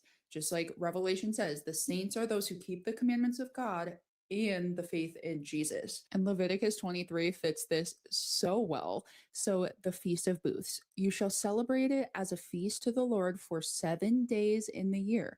It is a statute forever throughout your generations. You shall celebrate it in the 7th month. You shall dwell in booths for 7 days. All native Israelites shall dwell in booths, that your generations may know that I made the people of Israel dwell in booths when I brought them out of the land of Egypt. I am the Lord your God. So 7 days. They dwelled for 7 days. The 7 year. That's seven again. And seven candles, 7 caves, 7 planets, 7 continents, 7 gates. 7, lucky 7. Jay said, Feast of Booths, it's tense. Oh, nomadic. 7 days of the apocalypse, 7 mountains. Yes, come on, boy. Come on. Yes, sir. Yes, sir. Come on. I'm with you. 7-year tribulation. Again, not dogma. Test every single thing, right? But I'm giving you like my own thought process. You are clothed with splendor and majesty, covering yourself with light as with a garment. He makes the clouds his chariot. He rides on the wings of the What was with that? a garment. He makes the clouds his Look at these illustrations. Like, I mean, all they do is just show us an eye, right? And people wonder why I talk about the eye. Like, London, why do you always talk about the eye? Because they show me the friggin' eye in everything they do, right? It leads back to that eye. Look at that. I like this shit. his chariot. He rides on the wings of Whoa, what was that? Hold on a second. with a garment. He makes the clouds his chariot. He rides. Okay. That's the chair. That's the seraphims. Ezekiel's wings. Rings rather. On the wings of the wind. He makes his messengers winds and his ministers a flaming fire. Remember I showed you guys how like it's carried around by like the northern lights, which to me is like definitely sky fire. And a really cool connection is that the Levites were ministers of the Lord. Look at these. What is this? Catherats. It's like portals openings or something. Look at that. This reminds me of from that movie that Jay put me on. Is it R.I.P.D. Department, where the sky is opening up and the people are flying up into the sky. Look at that. Where did they get these ideas from? Why would they draw things like this? Lord and the ministers of the Lord, the Levites, carried around the earthly tabernacle. So this is in like the notes before Psalm 54. It says, when the Ziphites went and told Saul, is not David hiding among us? Which reminds me of Luke 2. Boy Jesus, so like younger Jesus, basically disappeared and his parents were like freaking out. And when he came back, they asked him and he was like, and his What ring? Let's have a look. Saul read around ministers of the Lord. Oh. So this isn't of the Lord. Connection is that the Yeah, I was looking at that. Let me, hold on a second. Let's do some You see what you get on your end, Jay. I see what I get on my end. I want to see something.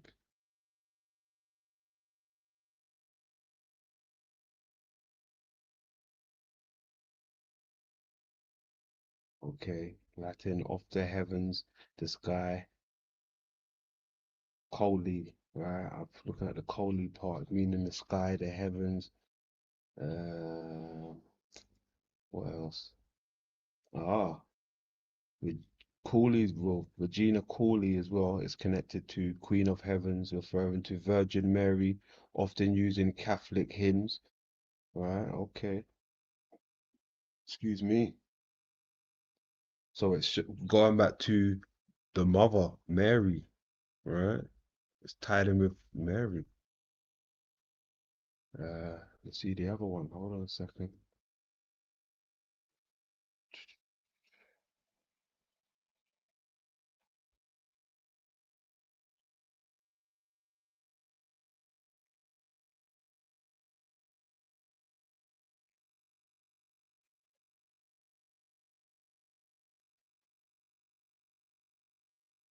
Oh Lord. Hold on, let me see. Hold on, Jay. Oh, he's back there. Oh shit. Catarata. Wicked. That's what it says. Nice. Yo! Check. What's happening, my man? What's up, London? Good to see you, Jay, man. Good to see you again, bro. I'm looking that up right now, that word. Listen, I got it as well. Guess what it's saying what it is on my end, Jay? Are you ready for this? Yeah. Hold on, let's go back to it. Right. Cataract, a cloudy vision impaired mineral deposit on the lens of the eye or the waterfall. Right? Yeah, brother. Mhm. Yeah. Crazy. That's exactly what I got too. What, yours says that as well? Yeah, waterfall or cascade. Yeah, But right. same thing as cataract, right? Yeah, cataracts. The Crazy. cataract of heaven. Hold on, let me turn you up a bit, Jay, on my end. Is it my volume or is it? Hold on. Oh, I don't know. Let me check. Edit mic. I want to turn you all the way up. All right. I can put the microphone a little closer. I try not to get too excited. I've been yelling at the damn stream for like 15 minutes. Yeah, shit. Hold on, let me get that because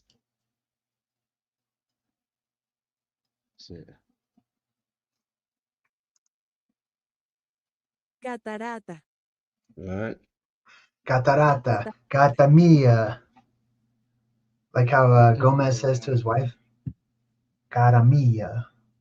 That's kind of what that sounds like. How do I turn this into English over here? It's not even turning. You gotta go to translate. You gotta type in translate up there in the search. I don't know. I can't see it. Oh, I just type in the search, just translate from Latin to English. That's how I do it. Hold on, I want to see this. What is the cause of it? What's it saying here?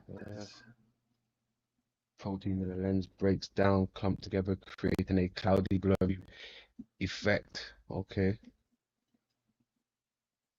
So that is what they're showing us here, Jay. Excuse me. This one right here. That's wild.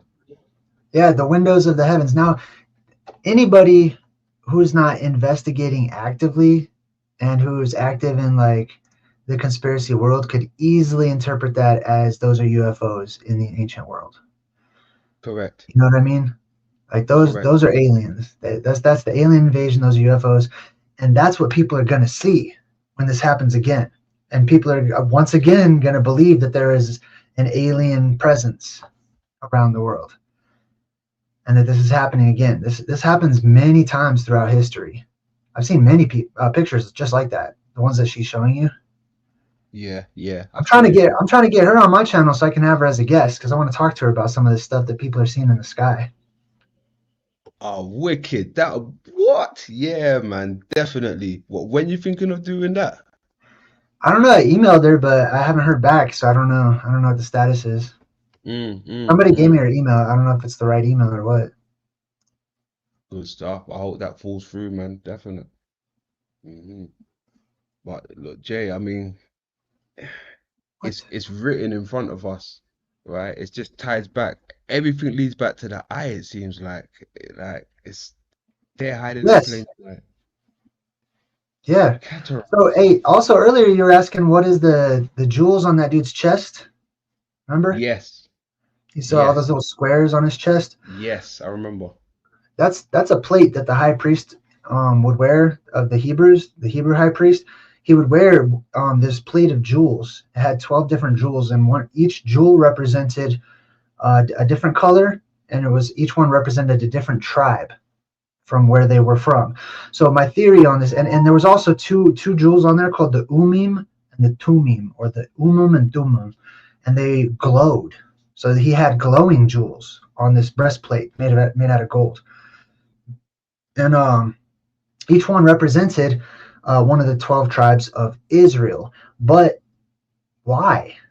Because Israel is not modern Israel. Israel's up there in the North Pole, where all of these special precious jewels and metals are created through the electromagnetism that happens during the plasma apocalypse, as I talk about it. So electricity is what is shaping and causing these crystals and precious metals and stuff to change states and to grow. And it depends on the gases that they interact with, but it causes all of them to grow. That's why up at the North Pole, that's also like the land of Oz, or the Emerald City. So emerald is one of those colors that you see. It's not just emerald because of the northern lights that are green, because northern lights can also be purple and red and orange and all kinds of colors. But the emerald, there's actual emeralds up there. There's actual crystals and precious metals. And a lot of these precious metals and crystals, whenever the plasma erupts through the earth, these geoplasmas, they harness that energy. They absorb the energy. So metals and crystals can absorb energy, and they become radioactive and they glow. And this high priest had them on with this golden conductive material on his front or whatever, to symbolize these 12 tribes and where they came from.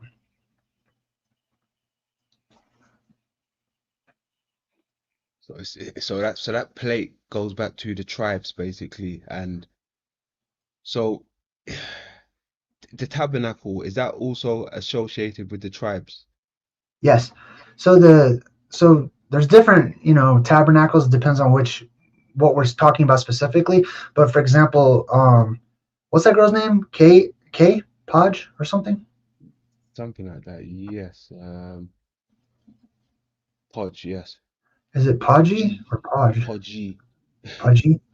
So earlier, Kay was talking about the tabernacle, but specifically she mentioned the booths, how they were commanded to live in these booths, or the Feast of Booths. Yes. In Hebrew, it's actually called the Feast of Tents or Tabernacles, and they were commanded to wander about the Promised Land, or to camp about the Promised Land in these tents, to be nomadic. And that's what the word booth comes from. It's just a poor translation. And the tabernacle just means and implies a tent, a living space, but specifically like one that's portable, like a tent. You know what I mean? So that's a part of the Hebrew feasts. These feasts were ordered traditionally. Okay, they were ordered to the people. You must keep these feasts if you're going to be my people, which means if you're going to survive the events that I'm going to throw upon this world as I rip open the seals and blow the trumpets and bring about cataclysm after cataclysm. Keep these feasts, be in these places at these times with these things, and have these things with you, so that you can survive and you can be the leftovers, so that you can be the remnant, so that you can be the survivors of the apocalypse. And they were given this for their own benefit, to keep these tents with them. So it's called the Feast of Tabernacles. And within the Hebrew community, they have different feasts, holy feasts that they're supposed to keep. I mean, I would say this extends into Christianity, Judaism, all of that, really. But religion's religion. Uh-huh. But they got Pesach, which is Passover.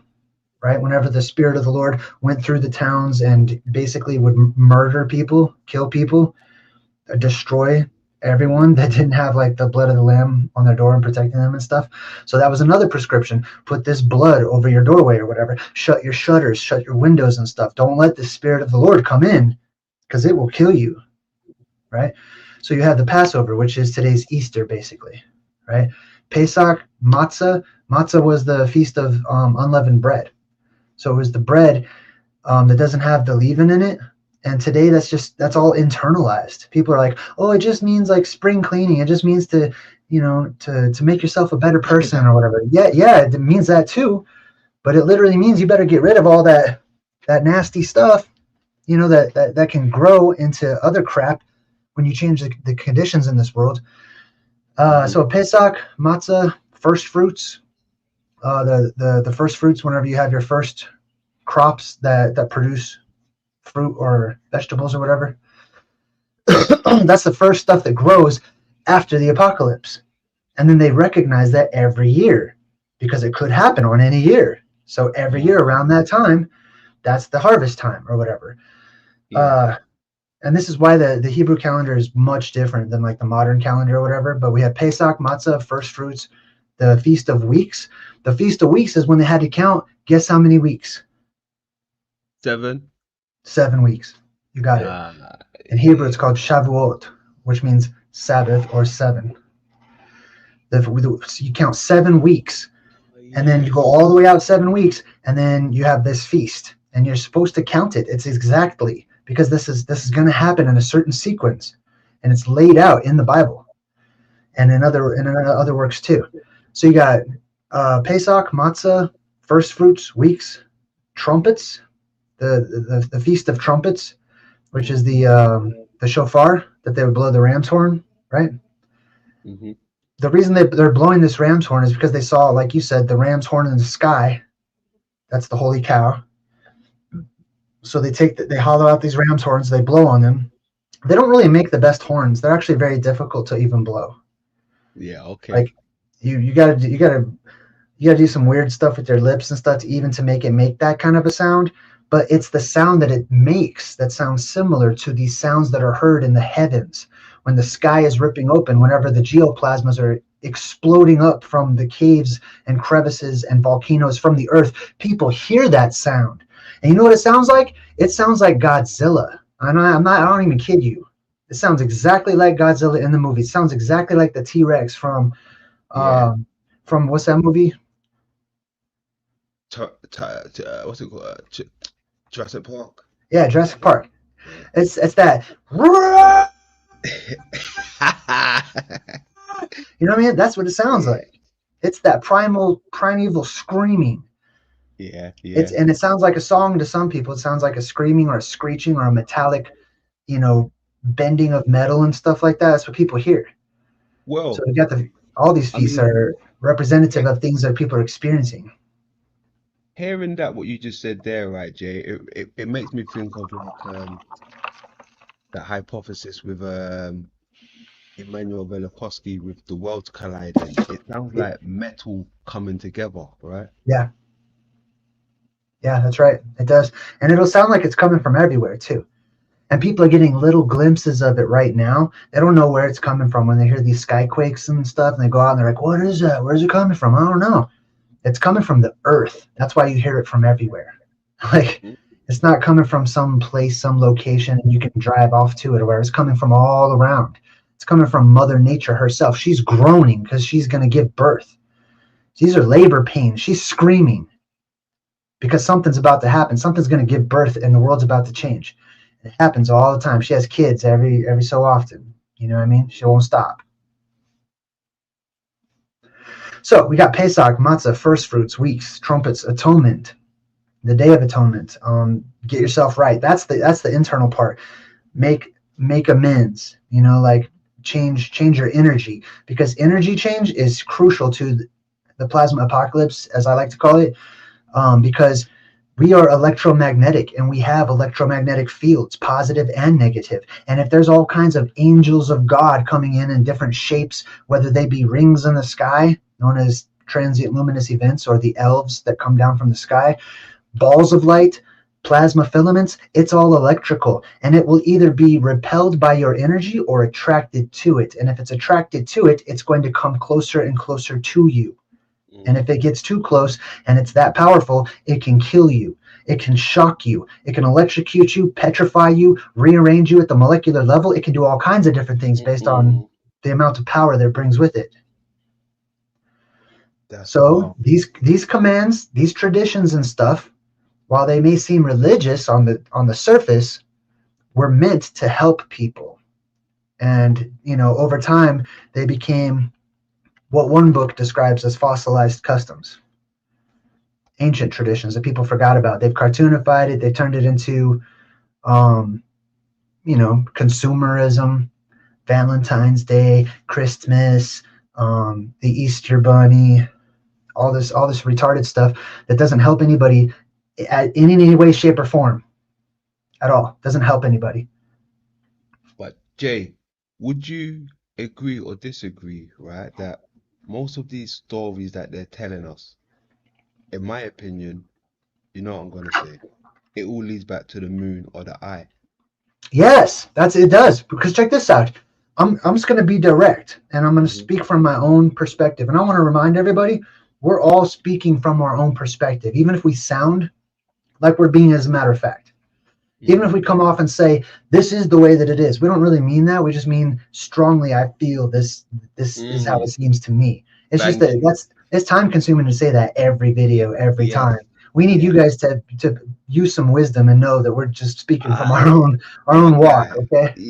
Yes. Thank you for that. Thank you. Keep going. Oh, hold on. First of all, if you want to screen share anything, you're more than welcome, but keep going. Okay. All right, so let's talk about the moon and how it relates to Yahweh or Yahovah, Yahuwah, Jehovah, etc., and so on and so forth. The Tetragrammaton. As she's showing you all throughout these presentations, there's this triangle up there in the sky. There is an upside down pyramid up there in the heavens, which is also interesting. Just as a side note, I heard something that was really popular story about a year ago about a time traveler from the future. That's always a weird thing to say, but I'm listening, you know, because I can hear the clues throughout everything, no matter what, you know, no matter how ridiculous it is. So this time traveler from the future allegedly said he knew when the world would end, and one of the things he told people to look out for was the pyramids in the sky, that there would be pyramids seen in the sky. And there are pyramids in the sky. Yes, so she's showing you the pyramid and stuff, and like, you know, I'm going off of intuition. I'm going off of my feelings and vibrations, and I'm putting my spirit out there, my little feelers, you know what I mean, to feel what vibes and resonates with what I've already walked, with what I've already seen and tasted and smelled and heard and everything. I don't care if somebody's got the receipts and Sir John Brannigan in 1427 said, and I quote, blah, blah, blah. I don't care about any of that. I care about what vibes with my walk and what I've already learned and what I know to be real and true. You know what I mean? So there's something for everybody. You know, there's receipt checkers. I don't work for like the celestial IRS. I don't care about receipts. Okay, I'm not like a true seeker IRS tax agent. But so the moon and Yahweh up in the sky, right? So there's two gods at opposition with one another, and that's another thing too, right? Like, for example, she'll say God said this, but that depends. Okay, like I said, you got to use wisdom. And you got to understand she's speaking from her perspective. Who she sees as being God said this because it's in the Bible, or it says the Lord said blah, blah, blah, blah, blah. But that's not the word God. The word God isn't in the Bible. There's no English in the original Hebrew or Aramaic or Greek. There's no word God in there. That was translated from other words like Adonai or Elohim or El, etc. And those words don't mean God. The word God in the Bible is the word Gad, G-A-D, which means fortune. And it's the same as the word Loki or lucky. It means you have good fortune or bad fortune. God is with you, God is against you. Good luck or bad luck. So God is G-A-D, technically. But she says that God said in the Bible. So I just want to throw that out there to people. Listen, and I'm just going to share my own perspective on God real quick, because let's get deep. Why not? Let's get as deep as we can. For me personally, God has to meet certain criteria for me personally, which is omni everything, all everything. If it's not everything, it's not God. But at the same time, it is, because God is everything. So God for me is omnipresent. That means there is no separation. There is nothing that is apart from God. Nobody can be separated from God. God can't be separated from himself. That's an illusion. And if that's the case, God doesn't speak, because that implies separation. That implies to send something forth away from yourself. But God is everywhere. Everything we're looking at is the voice of God.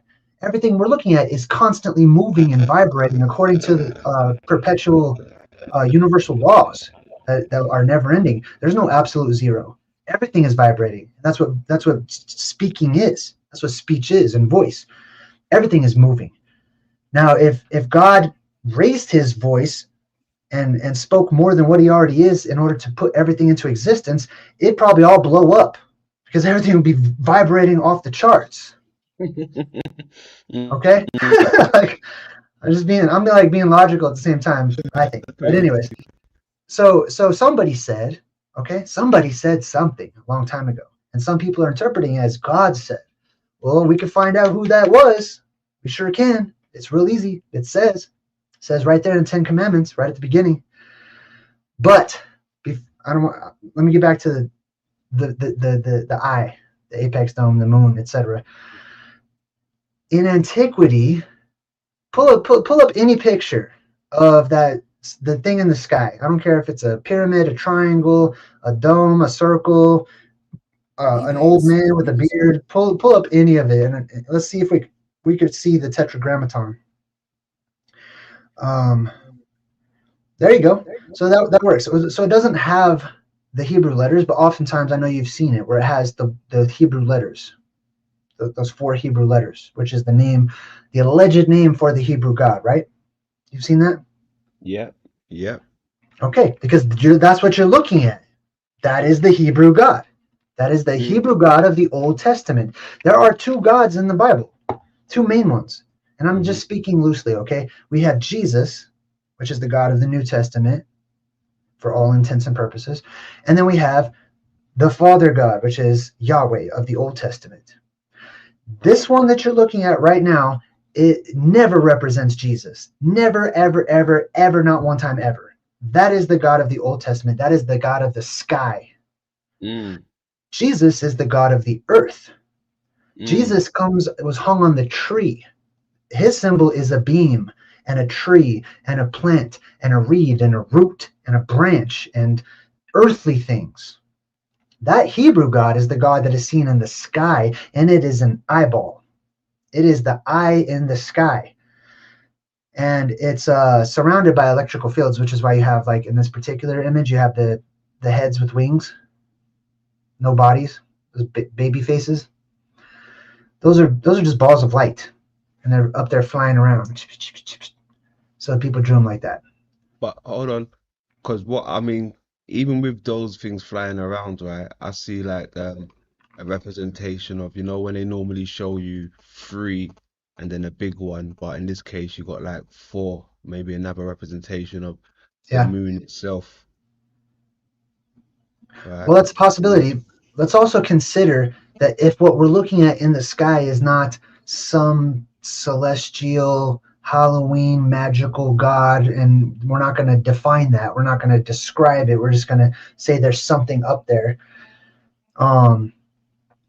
then we don't know what that is. That's just there's 4 angels, and it's just got to be 4 angels. But if we understand that what is up there reflects what is down here, yes, then we can better understand what we're seeing up there if we're more acquainted with what exists down here. If the lands below have been hidden and taken off of the maps and become phantom islands, and the myths and the legends about magical lands and lights rising up from the earth and all these things, if they've been eradicated, then we're also deleting what we can possibly see that is above us, because it's reflecting what is below us. If we look up to that Hebrew God up in the sky, it can only reflect the light of Jesus, which is below, which are the terrestrial beams of energy that are released from atmospheric depressurization within the earth. when the gases ionize and shoot upwards. So technically, we have 4 living creatures that are around the throne of God on the earth, terrestrially. These 4 living creatures are lights. They're surrounded by 24 elders. This is from the book of Revelation. It describes the land at the North Pole. How do I know that's the land? How do I know it's land? Because it says it in the book. It says there was a beast that rose up out of the land. And we know it's in the north. As Kay said earlier, God's land is in the north. It says it in the Bible 1,000,000 times. So this beast rises up out of the north because it's trying to take over the Holy Land. Right? There's this fight back and forth. This beast has 7 heads and 10 horns, and the writer stops. He stops all the symbolism right then and there and says, and I'm going to paraphrase, don't get it twisted. I'm going to tell you, I know I'm speaking symbolically, so I'm just going to be straight up and tell you what the 7 heads are. The 7 heads are 7 mountains. There are 7 mountains that rise up, and these are not just any old mountains. These are plasma volcanoes. They are volcanoes that release the pressure from the underworld. Those gases ionize and they shoot up light to the sky, which then reflects off of the apex dome or the substance of the moon above. And we can see 7 lights up there above in the sky in the north. And that's why we associate 7 lights, 7 stars, 7 sisters, 7 bears or giants or whatever they want to be with the north. And we see them reflected, just like you have in that picture right there, on the apex dome. We see the reflection of those 7 lights from below. There's actually way more lights than that. It's just that some lights are bigger, and so they take up the brightness of the other lights. You know what I mean? Correct. So we have way more lights than that. So there's much more, but there's one main one. That's the central one. That's the beam that comes up from the largest opening on Earth, which is Mount Meru and Rupes Nigra, the Holy Mountain, etc. That's the mountain under the moon. It's the Moon Mountain. It's the Har Mon, or Mount Hermon, the mountain of the moon, Har Mon. That light is going to be the brightest of all, and that'll shine directly in the center. And then we have witnesses. We have, subsequent lights on either side all the way around, and they get smaller and smaller as they recede away from the majesty, the throne, the central portion, Mount Meru. All of those other openings, cavernous openings in the earth, are going to get smaller and smaller and smaller with exceptions here and there. But the largest will always be at the middle. That's the heart of the earth. That's the largest vein. That's like in the eyeball picture that you show, that's that one cave looking thing that goes from the center of the eye all the way back towards like the brain or whatever, or back towards the socket. You know what I'm talking about? Exactly. How you always show the picture of the eyeball and you could see like there's, I forgot what it was called. We were talking about it last time, but there's that vein looking cave that goes from the top of the eye all the way through the eye to the back where the eye socket is. Yeah, the optic nerve.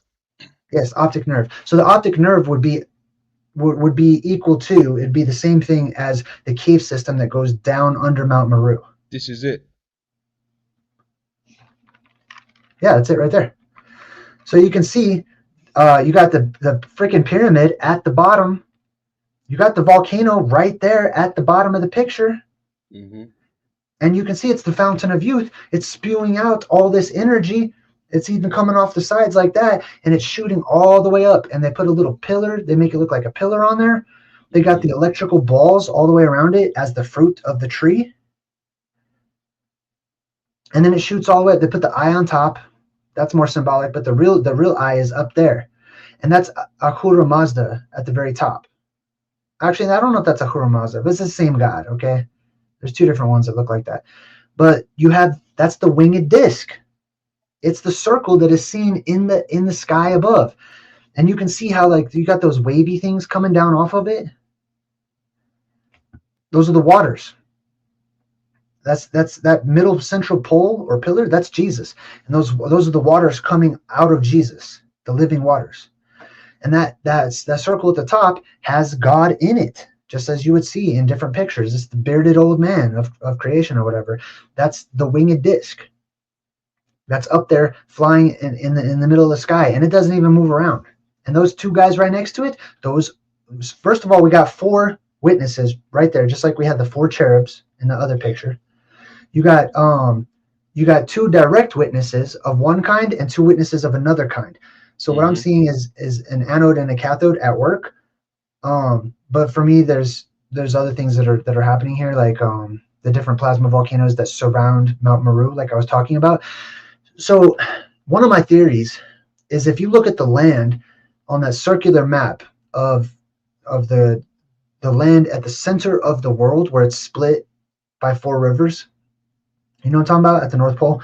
Yeah. That land, it stands to reason that that land is electromagnetically generated, that land is created by the god of the earth.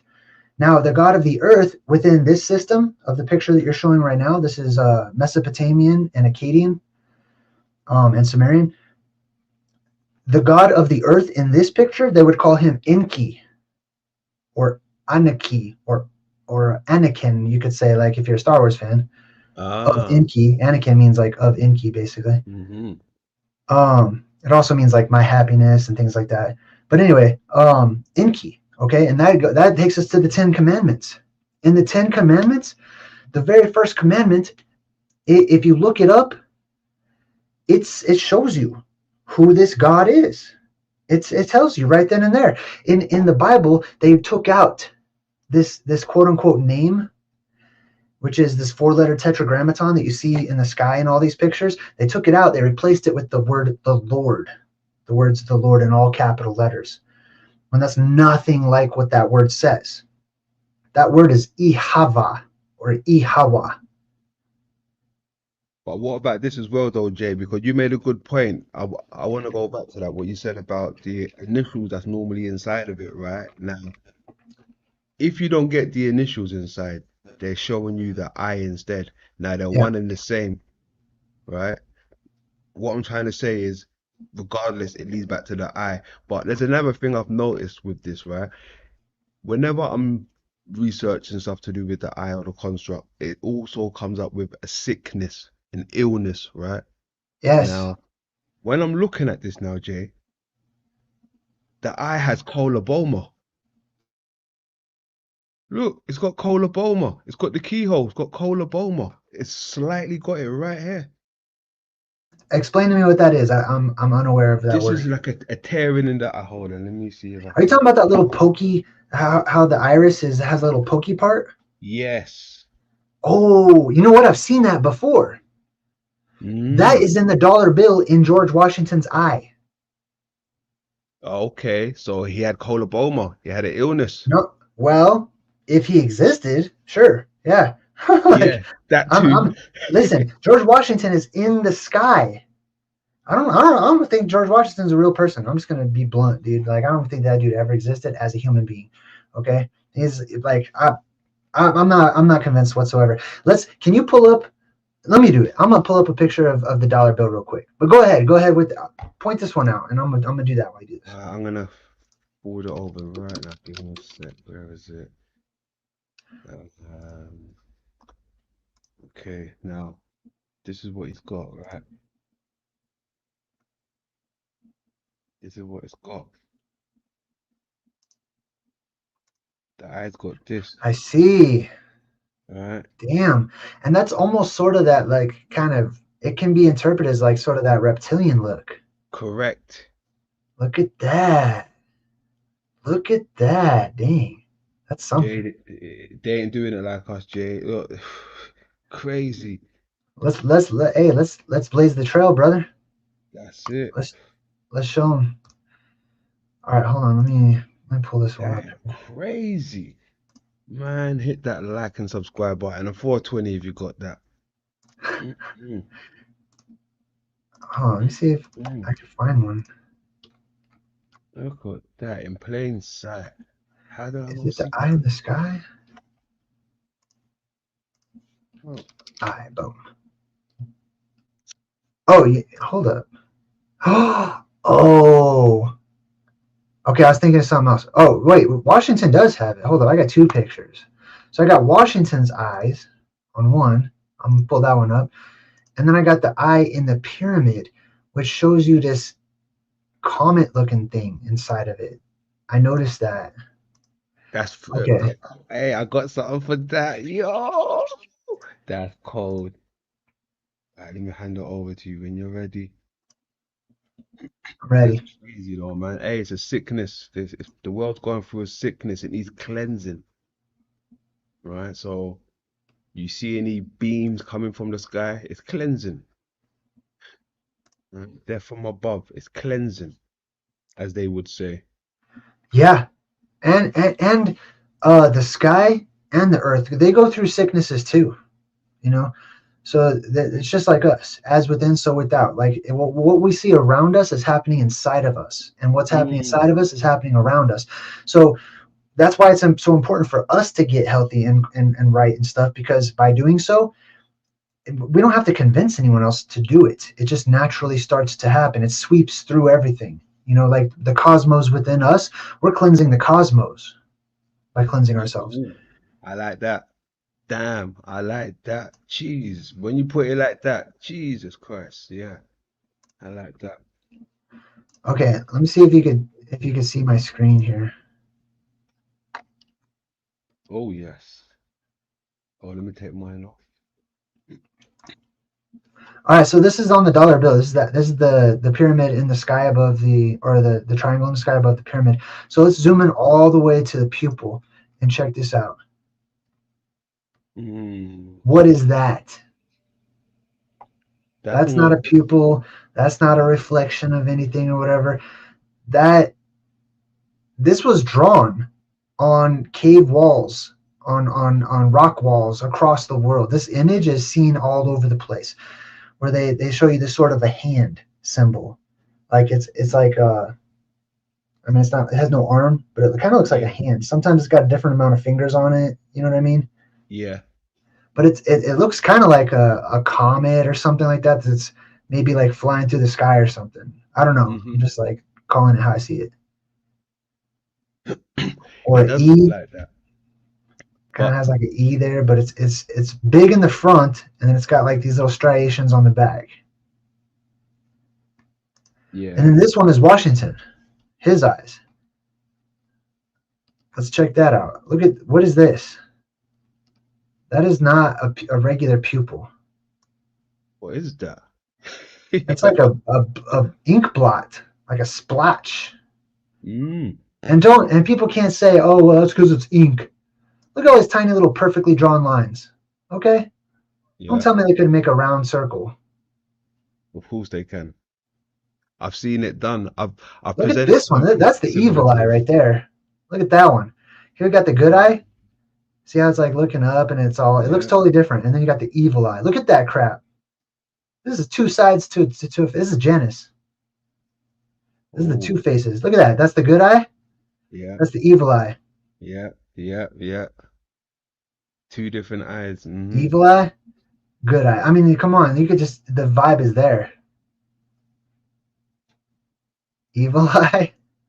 Look at it. Look at the eyebrow going down. He looks all gnarly. That's a mean eye. That's a good eye. It's all innocent, looking up and away and sad and whatever. What is up with Washington, man? Yeah, hey, I'm going to DC pretty soon, and I'm going to be breaking down all this George Washington stuff live in person. Nice. Well, maybe not live. I don't know. I might do a live stream there. But yeah, look at these eyes. The eyes have it. But this is the eye in the sky. And look at this though. Do you see the rings? Look at the rings. Why are there rings? It's showing like Atlantis. It's got that Atlantis feeling. Specifically 3 rings. 1, 2, 3. Right there. These two kind of merge right here, but you can see there's 3 rings right there. There are 3 rings in the sky around that make up the pyramid in the sky. Because it's I would say it's less of a pyramid like how we're traditionally used to seeing like the square looking pyramid, and more of like a ziggurat. like a more of a circular pyramid. You know what I mean? Yeah, the ziggurat. That's associated with the moon also. The ziggurat. Boom. Yeah. Okay, I'm gonna stop sharing because that's all I got for that. But yeah, so anyways, that's that eye in the sky. That the people looked up, they saw the God of the heavens, the God in the Koeli, the God in the sky, the God in heaven. But there is the reciprocal down below, which is the beam. The God of the sky is diverse. Like it spreads out, and it's got all these different tentacles and filaments and plasmas that come off of it. And it's the creator of its children up in the heavens. But Jesus is without a father. That light was not made by the heavens or the dome or the light passing through the dome. That light was made by Mother Earth, the Virgin, and the virgin waters around that particular area in the North Pole, which is crystal clear waters without salt or, pollutants or whatever. So Jesus comes up from the Virgin Mar or Mari or Mare, you could say, which is the Latin for ocean or large body of water. Yeah. Without a father. No need for that light from above. That sky actually will reflect the light of the world. And that's why it's called the light of the world. It's not the light of heaven. It's the light of the world. It's the light of the earth. That's an earth light. Yeah. That is the lamb or the lamp. The same word. That's the same exact word. Lamb means lamp. It means something that is glowing and gives off light. Why would a lamb mean something that's glowing and gives off light? It depends on what a lamb looks like and what it's made out of. Because a lamb, with its wool being very white and stuff like that, if you change the lighting conditions on Earth, lambs can walk around and be easily pointed out. Like if you put a lamb into a discotheque or disco club or whatever they call those clubs with like black lights, you're going to see all the lambs. They're going to be the lights in the club, like in the darkness. Mm-hmm. Because there's different colors of lights that are created or whatever. This eye in the skylight is typically seen as more of a red color with some blue. The blue around the outside, as I've seen it in medieval drawings, and then the red in the middle. And the ruffled clouds are usually like a blue color too, or white. Well, they've been speaking about red of lately. Well, not of lately, but a few months back, I heard them speaking about they want to try and get humanity as a whole to shift our spectrum to infrared. Right now, how the frig is that possible? Now, the only way I can see something like that happening is them changing the lens of the world. Switching a lens of some type. I don't know. I can't put it together yet, but that just strikes me like, how can we all see infrared on this at one time, right? Right. Well, I believe that type of a thing is naturally going to happen. Hold up, I'm pulling it up. I'm trying to find an article on that because that sounds interesting. I want to find that. Yeah, please. I think that's naturally going to happen when people adapt to their new environmental conditions after the apocalypse. The light of the sun will be gone. There will be no, and this is according to prophecy, specifically biblical, since that's kind of like the topic from earlier. I don't know. I'll look it up. I'll look it up another time. If you happen upon anything, send it my way. So here's what's going on. People need a better understanding of their cosmology. If you can grow in your understanding of the cosmology, and you can step away from, if you can take whatever resonates, whatever works from modern academics, great. Okay, it's obvious. I can see that there is what we call a moon. I can see that up in the sky. Academics says there's a moon up there in the sky. Sweet, we agree. Cool, we agree on that. Mm-hmm. But I'm taking that and I'm applying it to my ancestors' knowledge, the wise people collectively across time, across the world, that said, I was taken up to the sky by angels. I was shown this personally by the servants of God. And they showed me inside the earth, the hollow sections. They showed me the dome itself and what it was made out of and stuff. And I'm applying that, not just from a one witness from thousands of years ago, from thousands of witnesses over thousands of years. People that have said, here's what the shape of the earth looks like, at least in general. At least here's the portion I was shown. And it's nothing like modern academics is describing. So if we can incorporate at least some of that old knowledge and see what vibes with the new knowledge, we can put them together and work something out. You know, a better understanding, possibly. But man, I forgot where I was going with that. I'm all hyped up. Oh, no. Something about the moon.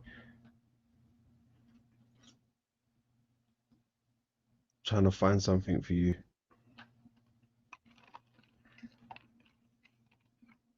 Oh yeah, that's right. The lights and how it affects our eyes.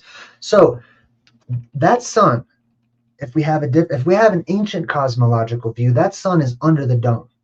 Some people think it's in the dome or something, and some people think the stars are in the dome or whatever. I personally think it's all under the dome. That it's under the dome because it is created by the apex dome, the eye in the sky. The light comes out of the eye and goes into the eye. Actually, here's how it really works, as you know, in optics. The light goes into the eye. So from beyond the dome, the light passes through the apex or the iris, and then it creates images, and that's how we see. It has to go through the orb, right? The light has to pass through. The light has to come from outside to give us images in here in our mind to show us what is to manifest things. So we have lights, planets, worlds, moons, suns manifested in the sky that come from beyond. The light passes through that lens and it projects all these little twinklies and beautiful lights and stuff that we have up there in the heavens. So when people... What did you say? Was that me? I put something on mute. Oh. I put something on mute. You got keep going. I got something for you. Well, hopefully this is it. Hold on.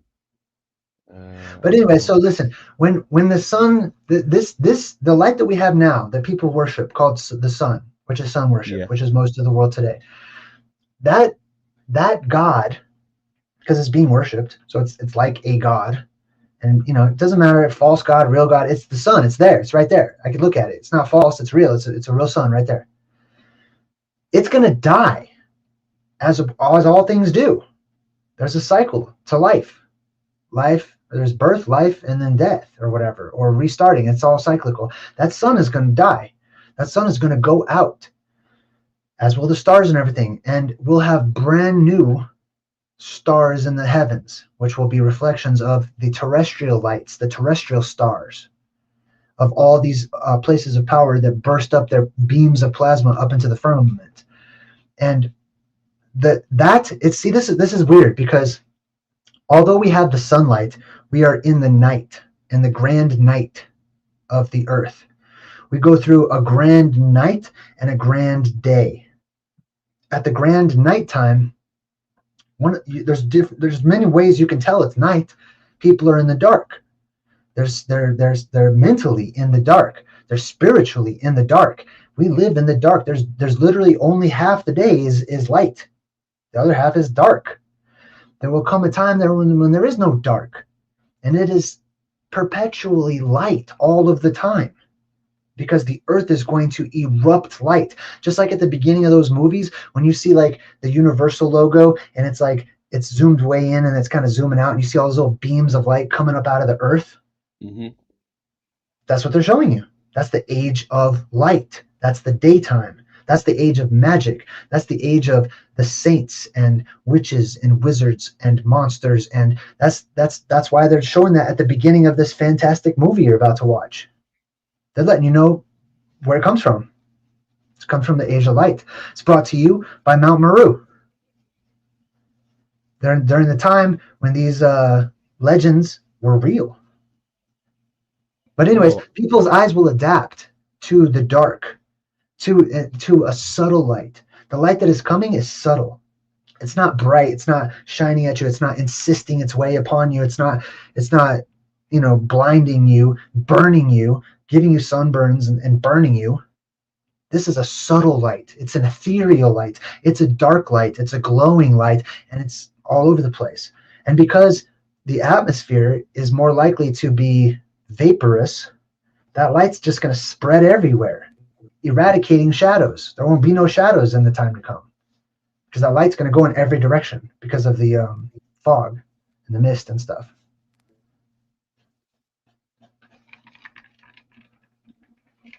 Stuff, Jay. I found this. Hopefully this can put some insight. Let's have a look at this. This is Anton, and in this video we're going to discuss a somewhat intriguing discovery, or I guess technically a somewhat intriguing creation coming out of a Chinese university where researchers were able to create infrared lenses, or technically something that allows humans to perceive infrared light as if it was optical emissions, even allowing humans to perceive different colors. And though obviously seeing infrared with, for example, infrared cameras is already achievable, in this case, the main achievement is that we basically require absolutely no cameras, no batteries, nothing. You just take a contact lens, put it in your eye, and you're suddenly able to see infrared. Wowzers. Suddenly you can see infrared just by a lens, Jay. No cameras needed, right? Yeah. Just a lens. Yes. That is amazing. Hey, another thing, it reminds me of the movie They Live, right? These are basically glasses, but they're just contact lenses or whatever. You put on those glasses that have these Kirlian sunglasses or whatever you want to call them, the dicyanin glasses, etc. They allow people to see into another light spectrum. And you can all of a sudden see ghosts. You can all of a sudden read auras. This is why closed circuit television cameras can pick up little orbs and balls of light and stuff. And then people go running into the room and they don't see anything. They go back and they check the security cameras. Oh, it's still there. And they go back into the room and you can see them with the orb, but they can't see it because they can't see into that spectrum, but the camera can. Mm-hmm. The camera can see into the UV. The camera can see into the red, what do you call that? The red spectrum. Infrared. Mm-hmm. And there's animals. There's animals from the ancient times that can still see in these spectrums. I just looked up some. Here's some examples. We got different types of insects. They call this sometimes they have like a heat vision, a thermal vision, etc. Bullfrogs, beetles, fish, many different fish, salmon specifically, and goldfish. Goldfish, that's interesting too. Yeah, that is interesting. A goldfish.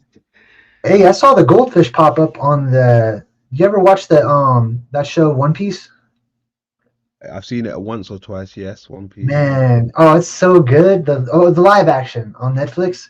I'm talking about the live action. I thought you were talking about the anime, not the anime. I mean, that's good too. But I'm more of like a movie live action kind of guy. So I'm watching the live action. My son watches the anime, so he keeps me up on what's going on, But they have this giant goldfish in the live action that comes up like a freaking sea monster. And you know what the thing about goldfish is they'll get bigger and bigger depending on the size of the tank that they're put in. If you put a goldfish in a little tank, it'll stay little. If you put that same goldfish in a big old tank, it's going to grow to be a big old goldfish. Imagine what you do when the atmosphere depressurizes and things are more buoyant and you got an increase in oxygen everywhere. How big everything's going to become. These are the legends of sea monsters and stuff.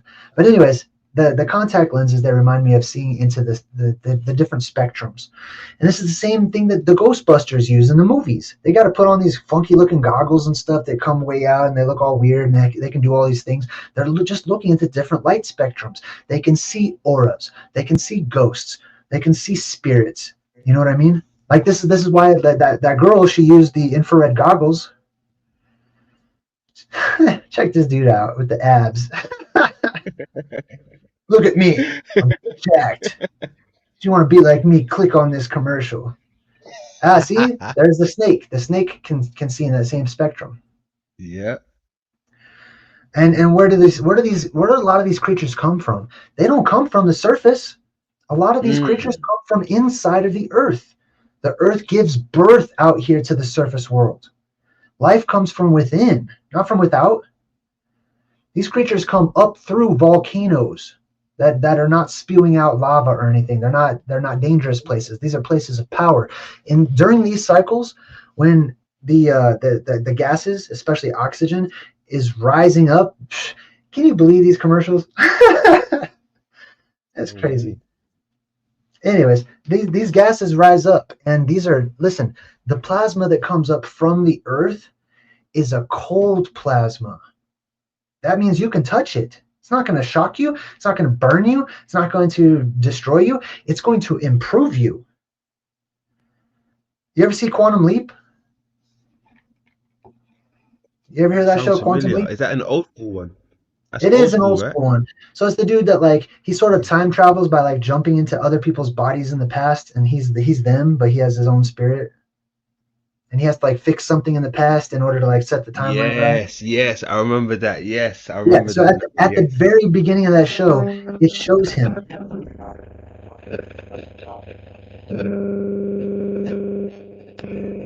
I'm getting some weird audio on my side.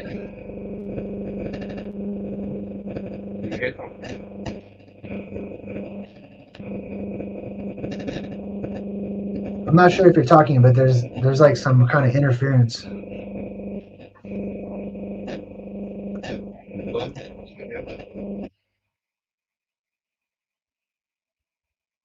Disconnect screen share. Let me try it back again. You sound great now.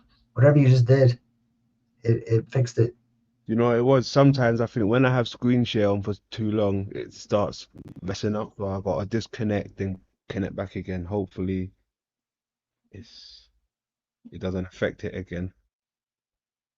Hey, somebody in the chat, we got Chillster Deluxe says CO2 makes plant massive conditions. So the CO2, because the plants eat the CO2. But here's something about plants that people don't commonly know. That's that plants also breathe oxygen. But check this out. They only breathe oxygen at night when the sun is not out. What do you think is going to happen with the plants when the world is full of oxygen and there's no sun? They're going to grow to massive sizes. This picture, hold on, where's that picture gone again? Because that reminds me of something. Okay, let's go to this real quick.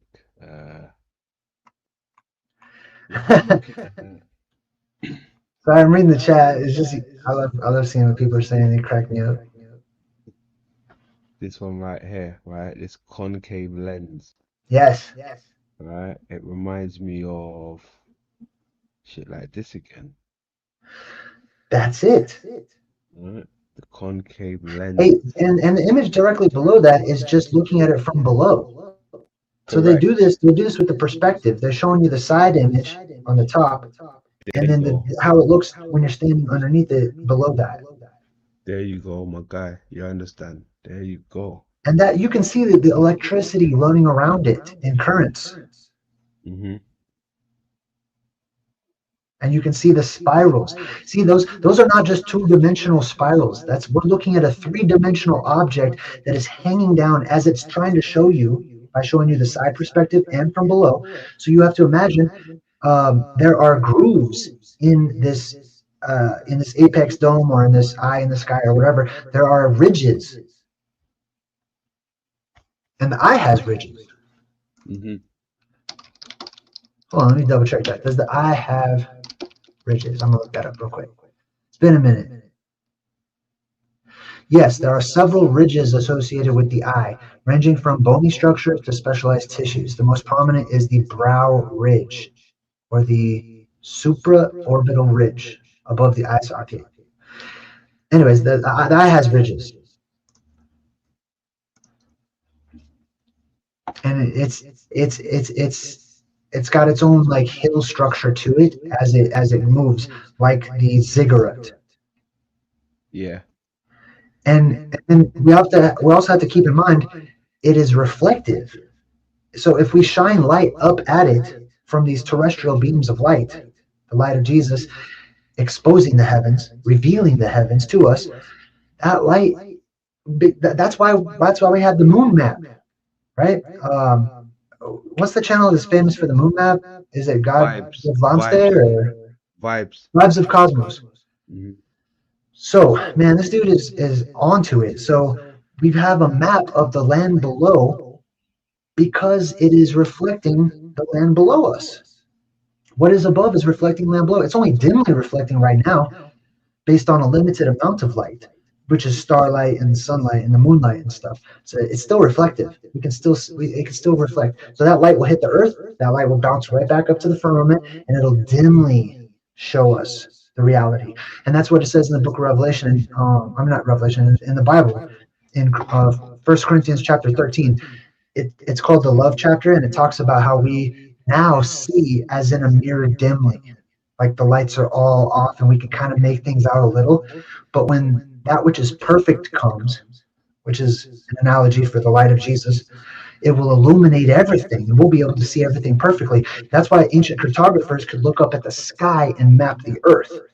And you could see, they could draw stuff where no one's ever been to. Antarctica, North Pole, no problem. Just look up at the sky. Mm-hmm. And if you can only see a portion, you just write a letter to somebody who lives a little further away, ask them what they see and draw it out. And you guys put your work together.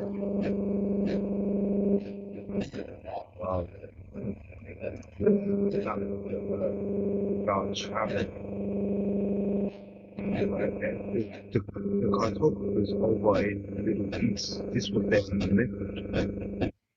They wrote about this. They used. Say that again. You kind of broke up a little bit. So Mike, check. You're he. You sound good. I was saying the cartographers in the Middle East, right, during the Golden Age, they used the moon as a mirror to draw the earth. Right, that is fascinating to me, and we don't speak about this, but it's written, it's documented. Mm-hmm. But I think interests people. Now check this out. Did you see that Truth in Movies where I was breaking down how they showed like that universal logo and they showed the earth, how I was talking about earlier, but then it looked like there was a crack in it. Looked like there was a crack in the earth. Mm-hmm. Mm-hmm. And I was telling people, if we could just adjust our perspective for a moment, and we can see that the moon itself is said to have cracked, that the moon will crack open because it has already cracked open in the past. But it heals itself. It fixes itself somehow. So because we have a full moon today, just like you have in your picture, in your icon, mm-hmm. There's no cracks. There's no so if we project the modern world onto the past, then we accuse the past of being liars. And we say the story of Muhammad and the moon splitting, etc., is a lie because we can look at the moon today and see there is no crack in the moon. That's the modern cosmology as a spell being cast to warp our perceptions. The moon, as an image that is cast from a portion of the dome above us, is showing us what's going on. If the dome cracks, the dome can heal itself because it's made of a substance that can instantly fix itself when it cracks open, given the right conditions. So anyways, in this movie intro, they show the earth with a huge crack in it or whatever. But what it really is the waters are gone. The ocean is gone. And we're looking at the mid-Atlantic ridge all the way throughout the earth.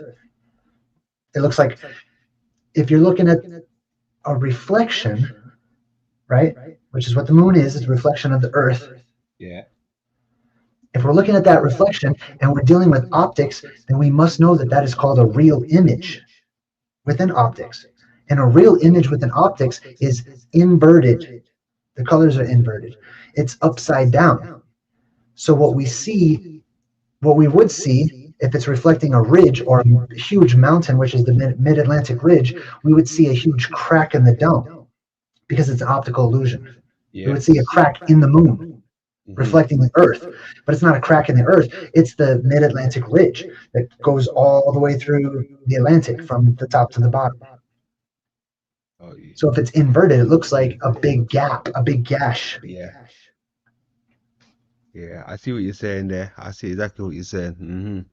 And it's the same concept when we see all these craters on the moon. Those aren't craters. Those are domes. It depends on what side you're on, you know what I mean? But the images are inverted. So our eyes are easily tricked. The mind actually is easily tricked, not the eyes. The eyes are just doing their job. But it's the mind that's trying to interpret things, and the mind takes these shortcuts because it's on overdrive all the time, and our mind is working with the gas tank is empty of our minds today. We don't use that much. There's not a lot electrical activity to make all the connections physically from neuron to neuron. There's not enough connections being made, so the mind takes shortcuts and it skips here and there to still make sense of what we see and experience. And because it takes all those shortcuts, it makes mistakes, and it's subject to optical illusions. But whenever you fill the mind with that energy once again, and the mind can make those connections, then it sees things as they are instead of being tricked.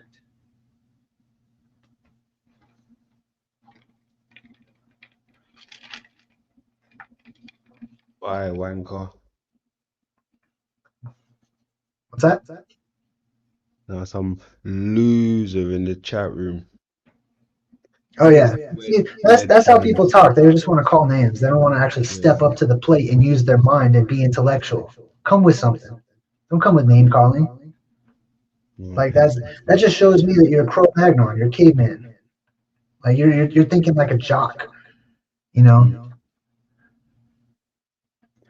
Name calling is only a marker of that person's intellect. It doesn't bother me. You could call names all you want to, but I'm speaking. We're being philosophers. You're stepping into the dining room of the wise. You don't like what's offered, you don't got to eat at this restaurant. Sorry, my bad. It's not my channel, but I'm just saying, like, hey, just me. you speaking for hey Mukasa Sukasa? How? All right. Yeah. That part, most definite. But look now, okay, look, check this out, right? Because this still kind of blowing my mind a bit, right? With the lens, the concave lens is. I mean, even when they show us the construct in certain ways, right? This is what they throw at us, right? Like I said, they show us things like this when it comes to something concave, like a lens. Because I always speak about the lens, Jay, right? So I look out for shapes like this, right? Of this nature. Mm-hmm. You know, I see this, what they're throwing at me, right? And then I see something like this, right? Oh, nice. This is Now that's the lens that has land and animal and people and structures on it, which tells me it's more than just, you know, like I say that the firmament is ice or whatever. It's obviously more than just ice if it has all that. correct. I'm glad you said that. Now, where else do we see that, Jay? My brother Jay. We see that with something like the animals, right? The ark. Nice. Yeah. The heavenly ark. Mm-hmm. It reminds me of the And it's a tiara. tiered structure. Yes, like the tiara, right? Yeah. The Capitol building, the honeycomb, right? Right. Mm-hmm. The beehive and the honeycomb. Beehive, correct. That's the one. Beehive. Mm-hmm. It's all there. Look at that. Monkeys jumping into the water. You know what? Hold on. Because I seen this the other day. Hold on, Jay. Hold on. Hold the fuck on. Hold on a second. Let's get some jokes real quick. Let's Okay. go back there. Yeah. That shit was crazy. Where is it? I got it. Bingo. Alright, check this out.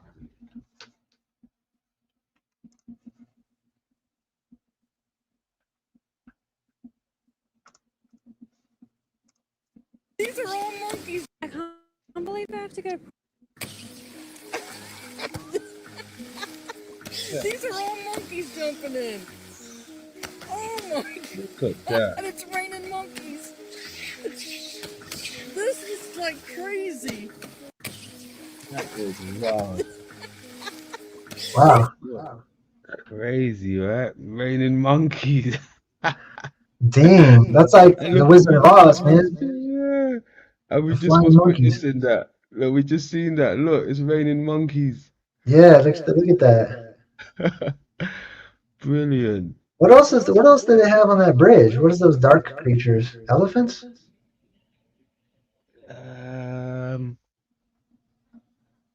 No, I don't know. Almost like a bear type, like a black bear or Or like anteater looking yeah, aardvark type of deal? something like that. Almost like a maybe something that existed once upon a time. Who knows? Maybe. But it's an abundance, whatever this thing is. Yeah. What are we looking at? Where does this come from? What is this? This is the Oh, description okay. of Noah's Ark. Right? Is it? Yeah. Okay. Connection to the Holy Land. That's Yeah. something right there. And look, it's got the clouds again. Whenever you see this thing up, it means it's up in the clouds, up in the air. Yeah, always surrounded by those ruffled clouds. hmm But check this out now, because even though it's in the air, right, it's almost like you can see the horizon, like it's almost meant to be the moon of some type over the ocean. Yeah. It's not too high up in the air, right? It's almost like where the moon would be over the ocean, right? So I like that about it. Interesting. Yeah, that's a good one. I like that one. I like examining all these ancient pictures and drawings. The family down there. Yeah, it's an island of monkeys, and look at that one lady's interacting with the monkey standing up. Looks like it's talking to her or something. Like, what are these people doing in these drawings and these paintings? You know, people just look at the whole thing. They almost never examine it and get into what is happening to put yourself in. And look at the one lady's looking up in the sky. hmm So it's not like the thing in the sky is symbolic. The people are looking right at it. Yeah. It's physical. Cool. This person here, that person there. Definitely looking at it. Yeah, this is an event. Type of beasts that are in the ocean. Yeah, why are the monkeys jumping in with all those crazy Yeah. beasts? Maybe this was before the time, people ate meat. I don't know. I mean, look, that's what, when I think of the Garden of Eden, right, I think of, the time before blood got spilled, because they show you everybody together, Mhm. and then you get the how would you call it, the Buddhas and the monks and these people. They actually raise tigers on like non-meat products, right? And I think, imagine if you just done that throughout a whole generation, kept on, raising animals like that. You'd have a society of animals that, don't eat meat. Like, Yeah. if they can do that with tigers, man-eating tigers, like, wow, what else can they accomplish? Well, there's also like the biblical passage that talks about how like the lion would lay down with the lamb, or before the Mandela effect, you know what I mean? Like now it's the wolf will lay down with the lamb, but the whole point is like it's the predator lying with the prey, when normally the predator would eat the prey, which implies that there was a time where the animals themselves, some people think, could have been vegetarian. But where I'm coming from is there's a time when the atmosphere is so electromagnetically amplified that there is no need to eat at all. That you already have the energy that that you would get from food. So there's no hunger. You know what I'm saying? Yeah. Oh, and then like the beehive connection too. I made a astounding discovery when I was researching a couple weeks ago, and that was the hexagons seen in the sky. And then people have reported seeing hexagons in the sky itself. And then I thought of all the movies that show hexagons in the dome, in the sky.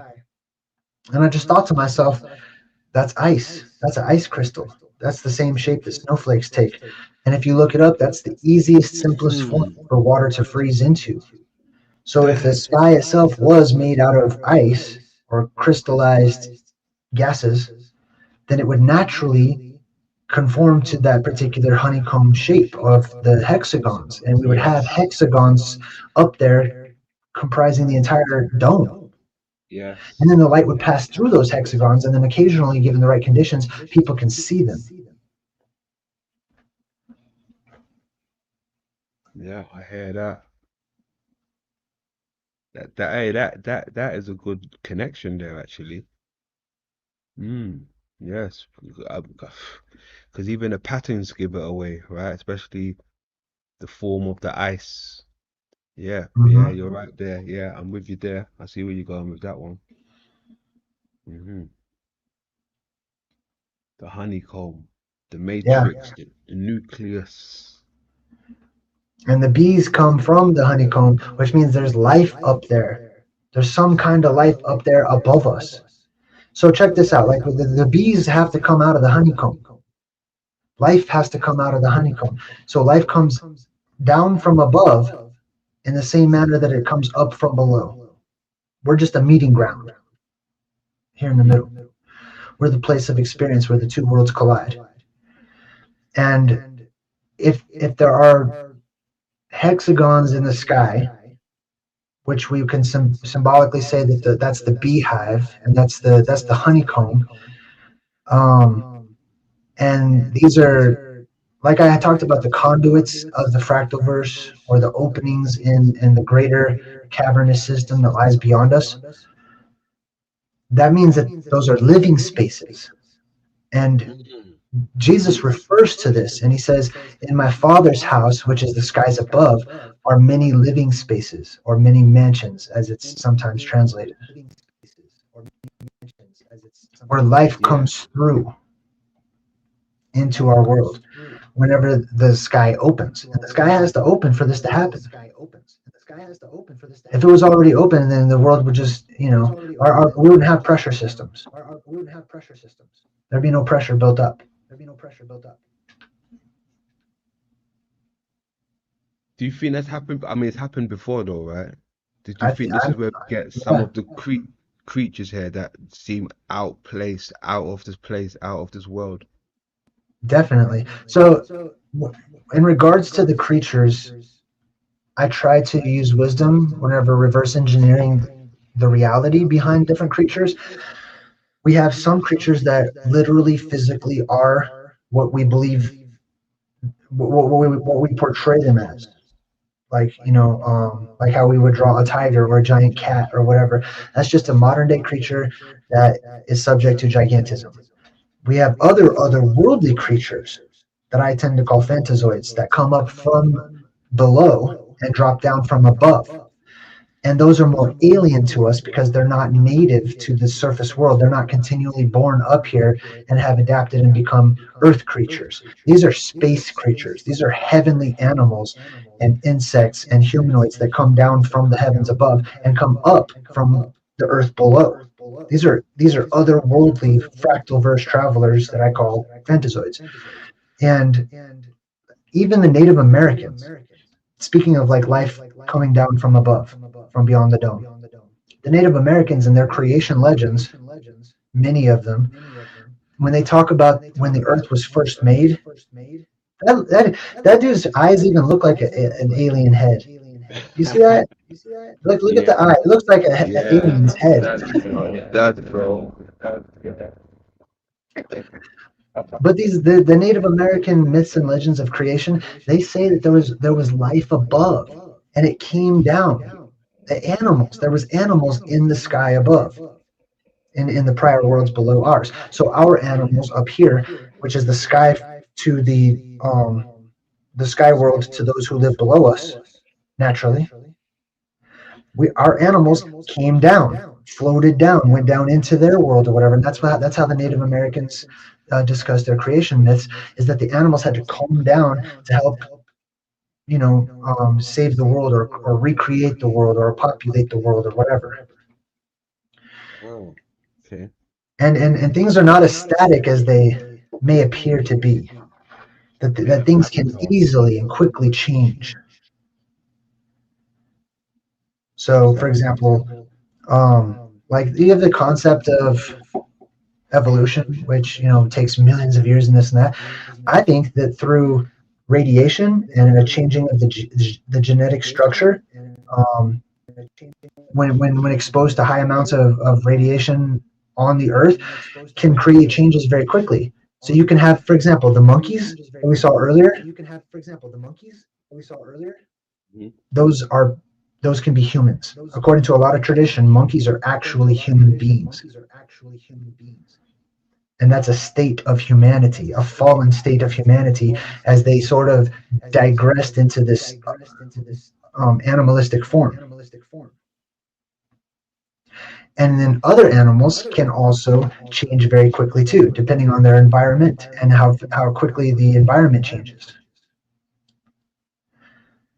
So imagine the beings that live in the earth or beyond, and people are calling them reptilians or whatever they might describe them as, just as they would call us monkey people. Or sometimes, people would say like we came from monkeys or whatever, right? But the human body can change forms, and this gives rises to mutations. And those mutations don't just happen within humanity, which is on the written record, that there's thousands and thousands of tribes that all had similar mutations to make them look like otherworldly human beings, legendary tribes of humans without heads or multiple limbs, multiple arms, only one leg, look like mermaids and stuff. But the animals mutate and can mutate as well to become monstrous. And gigantic bugs can mutate and will mutate and become monstrous.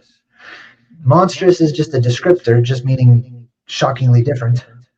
But some of those monsters, depending on our energy, we can vibe with, we can befriend, we can employ their help in reconstructing things or in war, just like you see on the ancient stuff with they always show like these huge elephants, these war elephants. Even Alexander was said to have like a whole army of war elephants and stuff. That's people befriending those giants. Some of those creatures are friendly, naturally. Some of them are benign, some of them are neutral, and some are predatory. And we go to war. Dang, can you zoom in on that Jesus face? Dang. Hey, speaking of funny stuff that made me bust up, I was watching your channel one time, and you were taking us through the cave, and you stopped. Skirt! You were like, hold up, what is that? And there's this thing coming right up out of the ground. You remember that? No, I can't in remember. the cave? It looked like a male body part just sticking right up out of the ground in the cave. Uh-oh. You were like, hold up, what is that? And it sure did. Yeah, but anyways, see, look at this crazy Beavis looking Jesus. I know. Cornholio Jesus. Yeah. TV for one hole. Yeah, that's Beavis Jesus. But look at see how the sky behind him is all gold. Yeah. This is how the sky was drawn during the medieval times. I can tell you exactly what time this is from. This is from the Dark Ages, the medieval times. Probably after the Dark Ages, but they drew what the sky looked like. And they drew these things. That's why they drew patterns in the sky. See, they do have blue sky behind that, but there's patterns. And the patterns are starting to be revealed through the electromagnetic spectrum and the plasma that follows the electromagnetic spectrum. It creates patterns in the sky. They didn't just put these patterns in the background for show because it was beautiful or artistic. They drew patterns in the sky because they saw patterns in the sky. Mm-hmm. And if you look closely, what he's doing with his hands, he's doing the mother symbol, both hands up. And the Atlas, that's the symbol for peace too. That's why when you get robbed or whatever, you put your hands up. Yeah, okay, You know? okay, got you. And it's not to show like I don't have any weapons or whatever. It's this is the symbol for peace. It's that trident. Remember how you were looking at the letters earlier in the other Yes, episode and you saw the trident? That's the yes, trident. It's the yes, middle head is the middle prong and then the two yeah. prongs on the side. You're making the trident symbol. 3 points again. I mean, it's, oh my goodness. Everything ties back to the moon when I'm looking at this. Even the pyramids, right? It's the crystal, right? Whenever you see the pyramid, also it's a representation of the crystal. Right? It's like shapes. Shapes is a wonderful thing. This is why I don't just get stuck on like globe or flat.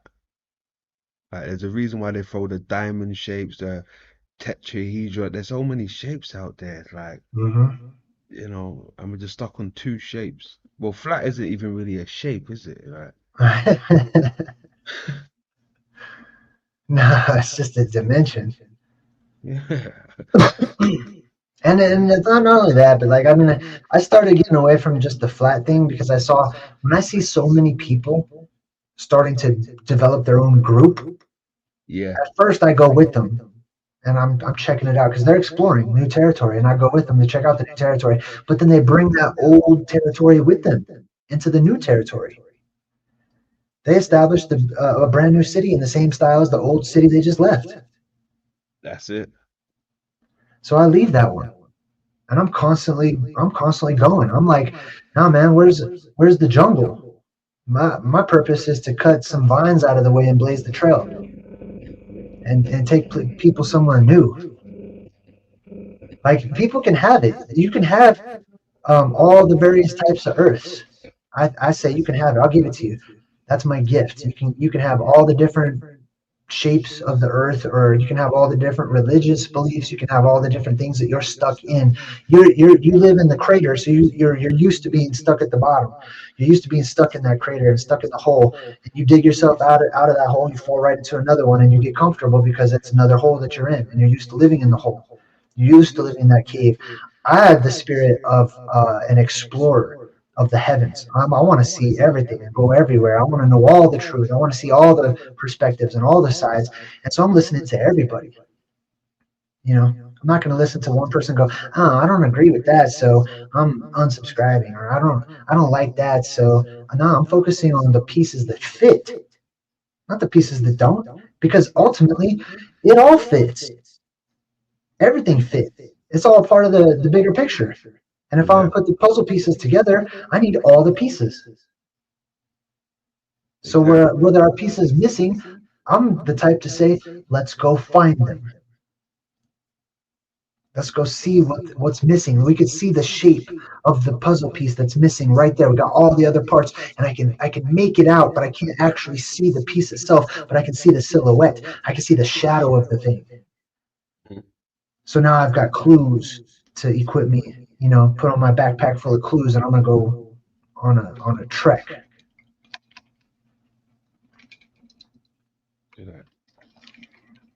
The mountain, the pyramid, Jays. All right, now check this out, right? Because whenever they speak about the pyramid now, right, I think of the Ben stone also. Right, you got the Ben stone. That plays a big part in the creation story in Egypt.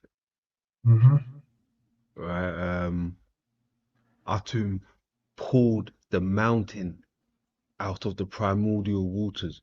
Right now, waters, mountain, cave. Like this one right here, this symbol right here. I like this one. But this is where the earth was meant to be, pulled out of the primordial waters, right? Now, this is just like the Ben stone was pulled out of the waters. Pyramid, the stone, the hill, the mound, the cave.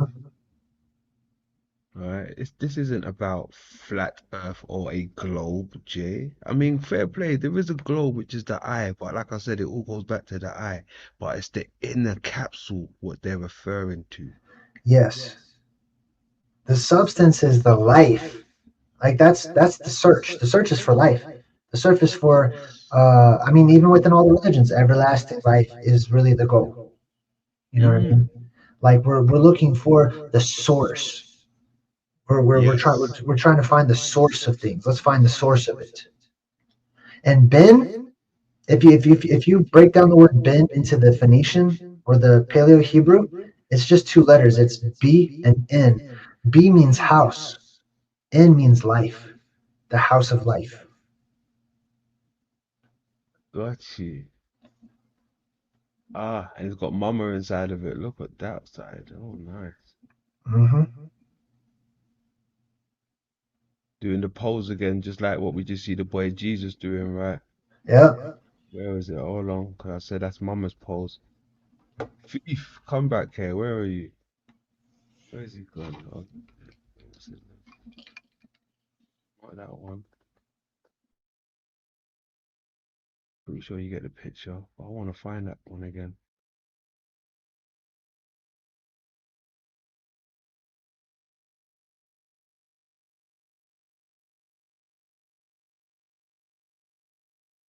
There we are.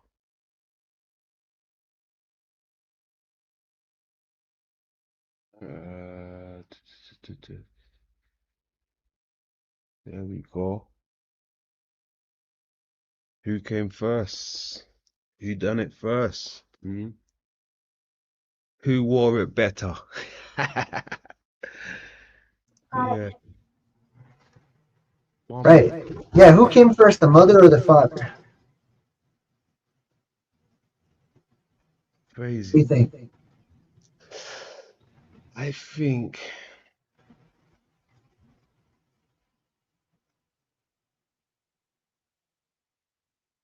you know what? It's gonna sound wild, right? But I think it started with the son first, meaning the child first. When I mean the child first, I'm talking about development. Yeah. Right? This is where the story gets very confusing, Jay, because even in some of their illustrations, right, they've got depictions of the mother being pulled from Jesus. Right? Now, like I said, the mother, it would be the inner piece, right? Is the house of the nucleus, the mitochondria, right? That's where mothers would be kept, as they're showing you here, right? And these stuff here inside of the stone, right? Now, it's a weird story. This is why all of their stuff is inverted, and because son is inside of mum and mum's inside of father, and it's fucked up, my bro. But this is what it is when you're talking about the anatomy and development until it gets developed. So when you ask me who comes first, from development, you start from the smallest thing first, and then it gets bigger, right? Like the light would come first in creation, right? So Jesus, the light, the sun comes first, and then matter would develop and all these things. Yeah. I hear you. So that's I like seeing what everybody thinks in the chat too. yeah, it's wild, man. Some people think it was the boy, people think it was the girl. Yeah, I mean, it could be anything, but that's the way how my mind interprets it. Like, it's how I'm seeing it through my lens. Right. But I'm pretty sure people see it differently, and that's what I'm here for. I'm here for the different perspectives, and it's brilliant. But the creations, it's wild because look, even Paul, he speaks about both of the unions, mother and father, and I do like that, because you can't have one without the other, respectively. Exactly. You can't have one without the other. That's it. But it's just something else that's there. Even the lenticular on top of this one, the eye again. And they're kind of cosmically, in the greater grander story of things, destined to be apart from one another.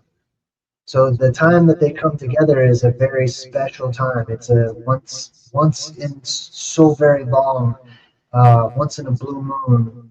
It's a rare, special time when they can actually come together. And this is shown to you in the movies all the time. So like, what was that movie?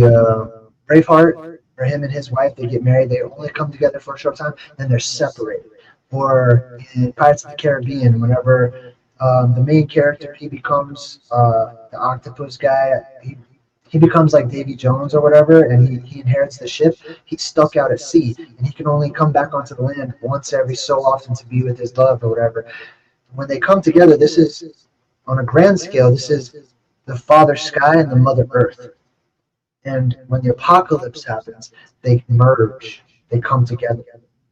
And it's always a terrible thing when they come together. Or like that movie with Will Smith, what was that movie? It was a superhero, Hancock. So him and his girlfriend, like, anytime they got together, bad things would happen, but they were drawn to each other, but then they had to separate. And this is the heavens and the earth being drawn together during an apocalyptic event, and then having to separate from one another as the sky gets higher and higher and higher once again. Because it used to appear a lot lower because of the optics and stuff. But this is the Father Sky. The sky is usually the father figure, even though they can take on the opposite roles. And this is where the hermaphrodite concept comes from, of Hermes and Aphrodite. I think you were actually talking about that on an episode a while back too, with the god that's like both male and female. And this is probably what Paul is also referring to. It's because we're not talking about a human being that's a hermaphrodite. This is where it comes from. We're talking about the source. The source is energy, which contains both male and female, because it's positive and negative, because it's electromagnetic. But the positive and the negative come from the perceptions that the information is filtered through the person's perception. Just like Doctor Who has the little perception filter, that he uses on people or whatever. The people will look at these phenomena and they will attribute sex to them. They will attribute masculinity or feminism to these things that are neither. I mean, they're actually both, because they have a positive and a negative side to it. They're electrical. They're a current. They go back and forth. They have a polarity to it. But it's really us kind of projecting ourselves onto them. You know what I mean? And this is the same concept with Project Bluebeam. So in Project Bluebeam, as the story goes, people will look up at these holograms in the sky, and they will see their own saviors from their various religions, their own gods or their own prophets from their various religions. If Project Bluebeam is actual blue beams that are shooting up from the earth, as I talk about, what it is it's the perceptions of each nation and country and their cultures interpreting what they're looking at. And so if you see a beam of light shooting up into the sky, lifting its arms or whatever, and you're in Greece, you might see Atlas returned. If you're here in the United States, and it's mostly a Christian nation, allegedly, then you're going to see Jesus hanging on the cross or whatever. And it's not man-made. We're just taking credit for it. But it's naturally made. It's naturally occurring. There you have the Atlas again with the eye, holding the eye. That's Atlas kind of doing the opposite and putting his hands down. But that same plasma that shoots up and then it spreads out, those arms can also bend downward. So sometimes it's portrayed in rock art on petroglyphs and stuff as a stick figure, squatter legs, holding its arms up. Sometimes it's got one arm up and one arm down. Sometimes it has both arms down. That has to do with the electromagnetic flow and the polarity and what's happening with those other beams of light off to the sides, those witnesses off to the sides. But there you can see him. I'm assuming that's like the Jesus type of character holding the eye in the sky. And that's what it holds, which is the moon. He's holding up the apex dome, he's holding up the lens. Correct. That's the eye in the sky. There's the 4 lands around the middle too. Yep. 1, 2, 3, 4. But not only that, Jay, check this out. He's got the 7 bolts again. Right? 1, 2, 3, 4, 5, 6, 7. Just like we've seen with the what was it? The 7 candles, right? That's right. Now, the bolts is another representation of the celestial ship, the moon. Alright, so is it just refraction? They're talking about refraction here. Or the caves, or the openings. It's interesting. It seems like it's the menorah again, back to the moon. Back to the moon, and we've even got the ball down here again. Lunar, S lunar. Yes, and that's the heavenly bull because it has wings. The wings are symbolic, letting you know that's a bull in the sky. That's a lion in the sky. These are things people saw in the sky. Yeah. And if you look up, matter of fact, let's pull it up. I'm gonna pull up some images. I think I have some of sprites. Good man. People see these same animals in sprites, right?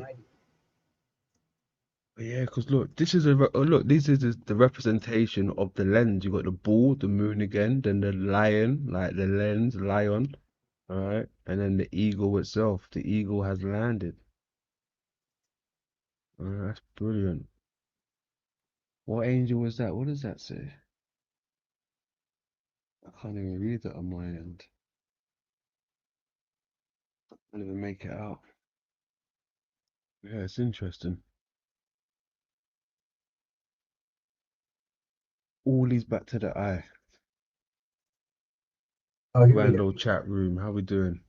I got some pictures of sprites I want to share with you. Yeah, let's see it. Hey, Flower, you said you got something for me. Was it the world's biggest hive? Was it? Hit that link, man. Let's see it. Hit that link. World's biggest hive. Honeycomb. Excuse me, honeycomb. Grand old chat room. Ooh, look at that. That's nice. Yeah. So check this out. People are seeing these are sprites. You're familiar with the sprites, right? They don't look like sprites, but they would say they're sprites. They Right. look like, yeah, roots, trees. They do. They do look like all kinds of interesting stuff. Let's just say that somebody saw, I don't know, a person or a humanoid in this particular one right here Yeah. with like an ant mouth, like a pincher mouth, you know? Doesn't it look like it's got little pinchers or a mustache or something? Like if you were to see a head, if this was like a big cone head, if this is a big alien cone head, Yeah. and Yeah. you got like the little pinchers. You know what that looks like as well? You know, earlier on when we was looking at the cataract stuff, when we zoomed in on that word and it said cataract, those things in the sky. Oh yeah, that's right. Yeah. If it didn't have the root system coming out of it, it would look like those things in the sky. Yeah, that's dope. I like that. Grand old chat room. Yes, sir. So check this out. Just imagine, so these are transient luminous events, which means they just flash in the skies today. They don't last very long. But if you change the atmospheric conditions, these won't flash. They won't be transient. They'll be permanent. They'll be things people see for a very long time up in the heavens. So the question is, if this wasn't just a quick flash, but this is something you could look at and examine and consider for hours on end, what would you see? If it was bigger as well, Yeah.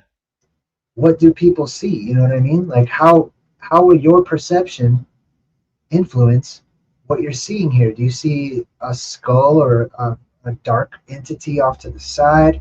Do you see huge spiky collars raising up from the center and maybe some kind of face in the middle and a chest here? That looks like volcanoes. You see, when you look from here, they look like volcanoes. What if they're showing you images of inverted volcanoes, really, when it looks like it's coming from the opposite side, right? Optic illusions again. Right. That definitely looks like a volcano right there. Like a cone volcano. It almost Which looks like has its roots that go down into the earth. yeah, like it's showing you like a 3D or a CAT scan of the inside of a volcano real Yes. quick. Now look in the middle here. Can you see possibly something that might look like a winged woman? Oh yeah. Uh-huh. Yeah, I know you see that part. Mm-hmm. Bam. And here's the wings coming up and then down. Here's the legs Yeah. or the tail feather or whatever you want to call it. Shake your tail feather. You see that? Bam. Now let's look at some more. Look at these ones. You got to see some of these. Look at this guy. Wow. Look at that. What's going on there? Look at that. I mean, it's very interesting, I'll say at the very least. I mean, there's literally rock carvings of stuff that looks like this. Like you might have seen some rock carvings of stuff that has like pinchers at the bottom, like a ladder with pinchers at the bottom. That's what they're Yeah. looking at right now. Sometimes people living underneath those little pyramid parts. See another one. Look at this one. Look at this one. So you can see the land, all the land below. Look how massive these things are. Yeah. And that's just today's atmosphere. Imagine whenever we have a whole different atmosphere during a time of magic when the sky is electrically amplified in another Carrington-like event, but bigger. And we look up and we see these. Let's look at these. That's nice. How big do you think they are roughly? Miles. Two. Over a mile long at least. But probably way bigger than that. These are just small too. All of the stuff that we're seeing in the skies today are tiny compared to what they will be in the time that once was and the time to come, which are the same time. Look at this guy. It looks like, I mean, I'm seeing like people, like entities, like angelic, covering angels that are above and cover the cherubim, the cherubs, etc. And this guy up here, like they got long skulls and stuff. This is exactly what the aliens look like in the Dark Crystal at the end. Whenever the Skeksis and the Mystics merge into one alien species, they look like this. They got big old heads that look like they're made out of roots or something. Look at them holding their staffs. This guy was like one of those Jedis holding like light coming out of one side and light coming out of the other side. Yeah. He's holding on to it. Almost look like the Transformers or something. Yeah, I could see that too. Some of them have what you could interpret as horns coming out of their heads, like the Anunnaki. Yeah. You know what, actually, Jay, they kind of remind me of those images that you see on, like, I think you said it earlier, on those petroglyphs on those caves. Some people might look at them as the ant people, but they kind of look like sprites. They might have been trying to draw sprites instead of people. I don't know. Yeah. Here's some more. Look at it. I mean, they look like people wearing robes just floating around up in the sky. To me, I mean, that's like, I'm not saying that's what they are, but you know what I'm saying, right? Like, yeah. pareidolia is real. Like, what we want to tell you, like, it's spirit, it's energy, it's ethereal. It's obviously like not a human, physical flesh and blood person up there, but there's some kind of spirit creature, spirit form. Depends on how alive you think that plasma might be hanging up there in the sky. Look at that. Looks like just a whole congregation of what you could interpret as being angelic creatures surrounded by fires up in the heavens. 4 of them just standing there, waiting, watching the watchers. The watchers. Sometimes people see birds. You can see birds in there. That looks like lava in the sky. It does. Jeez, look at that. I would love to see one of those in person, man. Look at this shape right here. Tell me if you don't see a firebird or a phoenix. Yeah, like a phoenix at the bottom. Yeah. The wings, or a dragon. That's the dragon, you know. The worm-like structure, the big wings spread out like that come all the way up, just like the eagle, the American eagle or whatever. Yeah. Same yeah. symbolism right here. Yeah. People looked up and they saw these.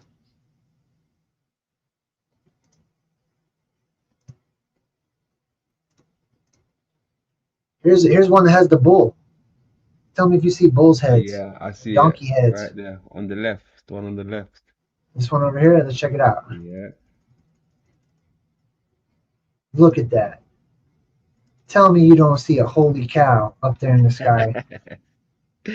I see that shit. You see that? The bull's head. This one over here looks more like a donkey head to me. Oh yeah, with the donkey mouth. It's got the mouth at the bottom. Yeah. Yeah. The dude with the head of a donkey.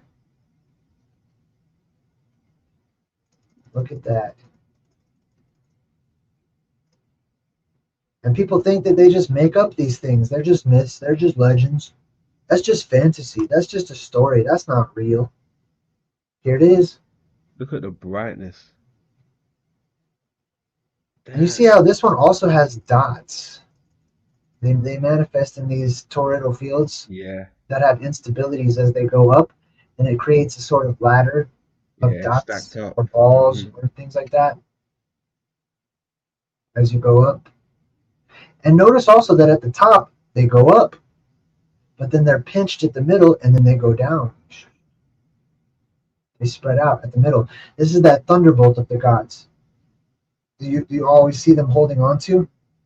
Yeah. It's pinched at the middle, like they're holding on to it. Yeah.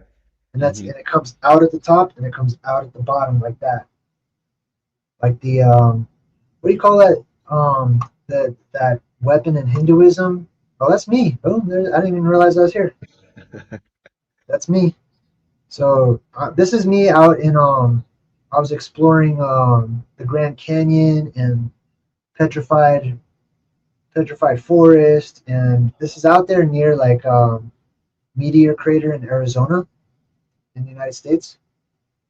And you could see all the different, like some people call these steps or something. This is electricity coming down from the sky right there. Some people would look at this and see an alien or something, you know, like an alien head. It's got that shape again. Check this out. That was on earlier on when we was looking at the tabernacle. See the pyramid at the bottom? Yeah, this symbol come up. Yeah, exactly. And then boom. See the trident? Yep. That came up earlier. It's just exactly.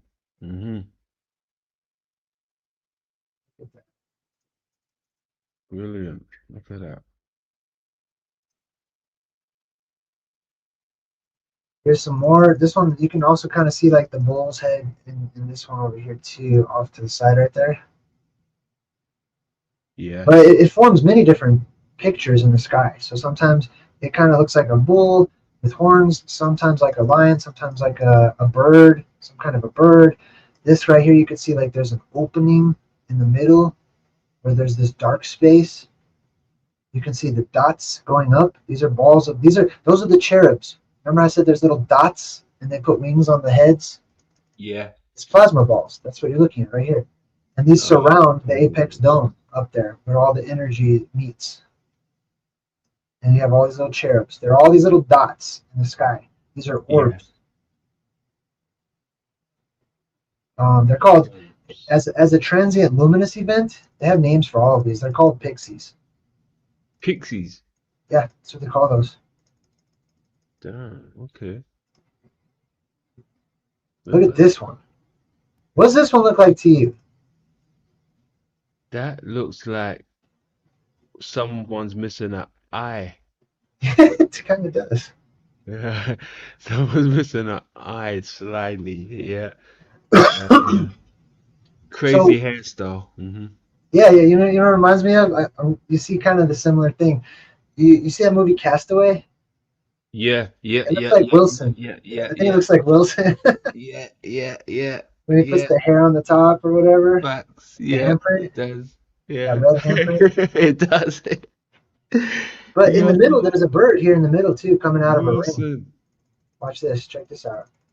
So we're zooming on this plasma face in the sky, and in the middle, you should be able to see a bird in the ring in the middle. A bird coming out of the ring. I see. Yeah, I see a little. Okay, yeah, I see what you're Here's the looking at. wing. This is the wing over here on the left. You can see all the wings coming down, and then another wing going way up here and then coming down. Yeah. And this is the nose or the beak. It goes down to the body, and there's a ring around the body right there. And two legs coming down off to the side. Almost like the symbol for the it's on the American seal, right? Yeah. The eagle and that, yeah. Yeah, very much like that. I mean, it depends on your perspective, though. I'm not, that's just what it looks like to me. It's valid, whatever it looks like. It doesn't take away from the substance of what it is, that it's there. So this can be a burning bush. This could just be a bush that's on fire up in the sky. You know what I mean? This could be a fiery handprint or whatever. This could be all kinds of things. And they're all true. Yeah. It could be the face of the devil. It could be the face of God. It could be, you know what I mean? Look at that one. What's the one projecting? That the big one, like it's got the sun and the moon on each side. Yeah, you see that? Yeah. So those are I think those are plasma instabilities. You have like the main current in the middle that's shooting up, and then what you have is a donut. If you're looking from the side view, it's a toroidal field that goes all the way around the center, because you have to remember this is not two-dimensional. We could look if I had the technology, I should be able to turn this image 360 degrees, and it would give it depth, which means that we're seeing a hoop that goes around the central portion right here, all the way around, and then we're just looking at the side area where all the light builds up on the side in these eddies. And then you can see like there's a sort of a bird winged type of a look off to the side over here. This is where we get the totem poles, symbolism. And people looked up, they saw the creatures upon the pillars and the totem poles and stuff. Here's another one. Check this one out. Tell me you don't see a bird. I see a bird. He's looking that way. And you know, another thing with the totem pole, like you just said, right? I mean, everything goes back to like the Ark again, right? They're describing this place to a degree. Got Noah's Ark, you got the totem pole. Nothing really includes the animals, you know, when it comes to these illustrations.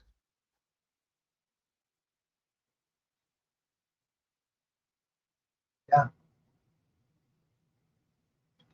Here's some more symbolism. You got the blue frilly clouds going around. And then the red center, as we already discussed earlier, right? Blue outside, the red center. We've got Ezekiel's wheels over here, which are the wheels within wheels, or the orbs turning every which way. They have eyes on them. Yeah. That's an angel. This is a class of angel called a throne. This is an angel. This is what angels look like in the old world. Angels didn't look like Caucasian white guys with bird wings and blonde hair and all that stuff. Yeah, They look like that. Try and tell That's my angel. grandmother that. My grandmother thinks the opposite. Oh, really? Yeah. That's funny. Well, you gotta be careful with a mindset like that, because you can get taken over, like, South America, waiting for the great white brothers or whatever, and you see some Caucasian dudes roll up. That's it. But yeah, see how this guy right here, he's got a human face on one side, a lion face over here, different animals and stuff. This is not a humanoid person. This is a perception of a reality. We have to see past the perception.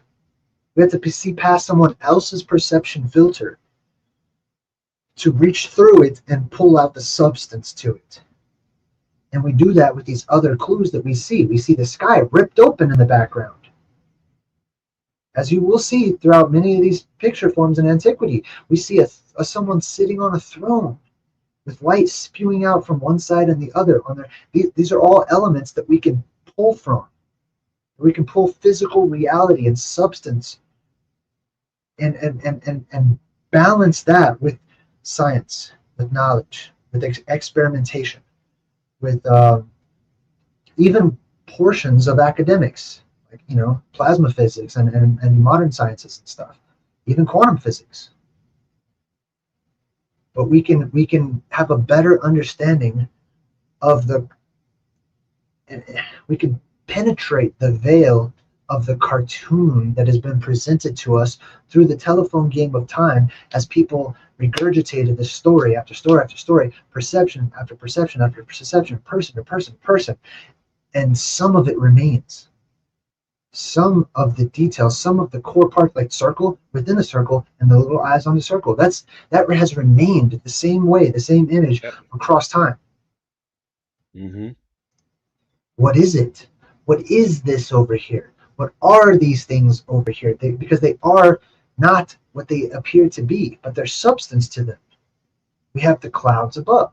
We have the land below, or the waters below. We know this is something, whatever it is floating in the sky. We can start to piece it together. There's clearly light emanating, fire coming off of these things.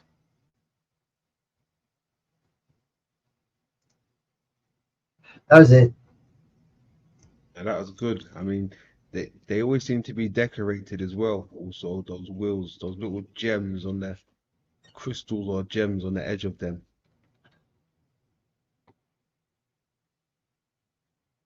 Yeah, that's good stuff. Cool, there, buddy. So, those sprites, how long do they last roughly? A blink of an eye. Blink of an eye. Less than a second. Typically. Damn. So people have to be set out there all night with their cameras face. I mean, look, is it just a random thing or is it a season for sprites? Oftentimes it's random. So oftentimes you have photographers. I mean, they happen all the time. They happen all the time. Whether or not people catch them on camera, usually you have photographers who are taking pictures of a weather system, or they're trying to capture lightning or whatever, and they have specialized cameras that just take thousands of pictures a second. And they'll go through and pick out the best ones. Yeah. And then they look through those and they go, oh, what is that? Yeah. And they'll have these transient luminous events. They'll see blue columns of light rising up from the top of the cloud going up into space. They call those blue jets. They have the sprites that hang down and come down, usually a magenta sort of red spectrum color. They have the little flashes that I talked about called the pixies. They have huge rings of light, look like they're halos. They're the halos that the angels wear. They're way in the upper atmosphere, and they call those elves. Yes, the elves. Yes. And there's other forms too. They give them all these names of fantastic beings and legendary creatures and stuff from antiquity. Why? Why are you doing that? Like NASA, why are you naming all your missions after ancient Greek gods and stuff? Why don't you name it some modern sciencey stuff? Exactly. Why are you correlating this ancient mythic past onto something of substance in the modern day? Unless there's something of substance there. Exactly. To the ancient past. Exactly that. Anyways, that's my word, my bro. I gotta go be dad. Good stuff, Jay, man. It's been a pleasure rocking with you, my bro. Thanks for hitting that link. No problem. I'll catch you around. Most definite. Later. And keep up the good work. Lay low. Lay low. Ooh. Good shit. Jay Gmas, people. There you go. Good stuff, Jay. As always.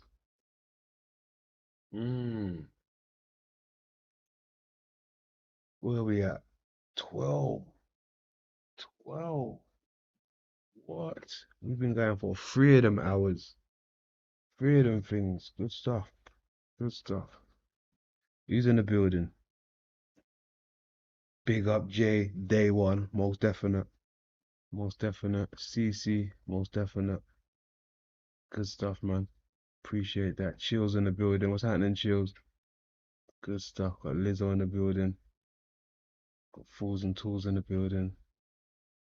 Good stuff. Angel Wings in the building. How you doing, Angel Wings? Good to see you. Good stuff, man. So yeah, that was a Thursday. Like I said, I had energy today, so I thought, you know what? Let's go live. It's Thursday. I had a little relaxed day today, so this is what we got. Got London and Jay. Brilliant. Brilliant. Good stuff. Grand old chat room. Grand old chat room. I hope you lot enjoyed that. I enjoyed that. You know me, I like to build. I like to discuss things. I like to show and tell. Flower, I was still waiting for you to hit that link. What happened? You said you had something for me. I wanted to see it. I wanted to see that. You cannot have new work or information for me and not hit that link. It doesn't work like that. You got to show me, right? You have to show me. I need to see that. So, I don't know. Maybe next time. I think Ant said he had something to show me as well. Now would have been the perfect time. We had Jay Dreamers on the panel. All right? It would have been the perfect time to show new information, new works. So, yeah. Yeah, wicked. Big up. Well, your tomorrow is my tomorrow right now. Right? So happy birthday. Yeah, happy birthday. Happy birthday to ya. Happy birthday to ya. Happy birthday. Happy choo. Yeah. Happy birthday. Big up always. I don't even celebrate my birthday anymore. I always get asked that question. What do you want for your birthday? I'm like, I don't want anything. I'm good. I'm good. But yeah, happy birthday to you folks out there. Got you tell me in the building salutes. Salute to you. Yeah, groovy Thursday. Right? It was a groovy Thursday. It was a groovy Thursday. I enjoyed it. Where are we? What did I have? Did I have anything else? I don't think so.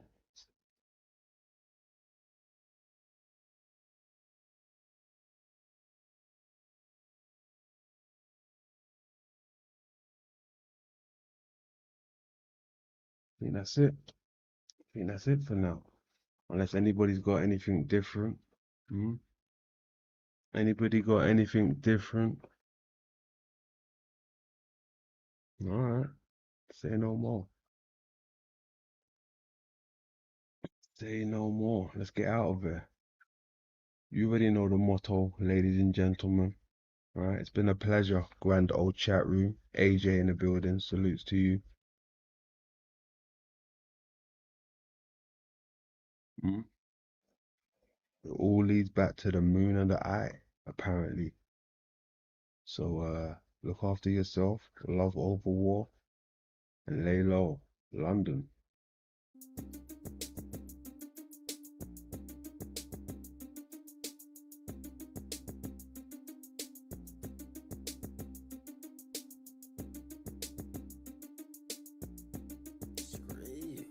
You ain't never cuffed a big runner or been beefing with a dyke and took her bitch from her. Front a nigga working, robbing just to tax him heavy. Buy a quarter pound of cushion, mix it with the Reggies. Taking pieces of deodorant and said it's crack.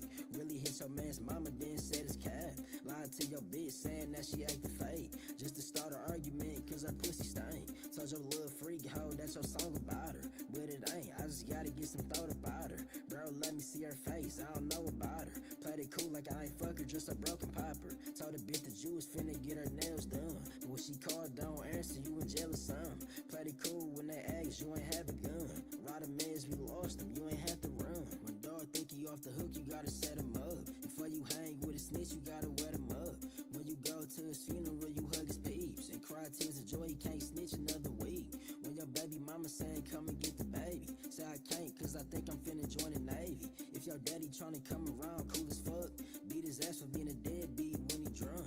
When your auntie tell you shut up, she'll beat your ass. Say bitch, know you wanna piss on the grass. Going to school, get F so you can fuck the toter. Take her on a date and pick her up on a scooter. Get her hair did but make sure the weave cheap. Steal a pint from your granny so the lane free. I ain't seen you in a minute, I been living life. Walk in the store and had little cuz still a spy. Got my bitch body, did it still cheated on her. Took the bullets out her strap, she still keep it on her. Told my cousin I'ma let him borrow 500. Said I love him, hung up, then blocked the number. I'm a dog ass nigga and I love cat. I should be a clerk at Nordstrom's cause I love rags. Got some crackhead uncle, steal your hubcaps. Smoke his weed, then ask him where his bud at. Shoot a op, then say it was an accident. He my brother, he was cool, bro was heaven sent. Getting head in my office like the president. Hoes asking if I'm mixed, I say I'm Mexican. If you just touched our first 10, you should've voted Trump. Cause 30 years of your life, you was broke as fuck. All these hoes on my dick, I'm a ladies man. Caps in the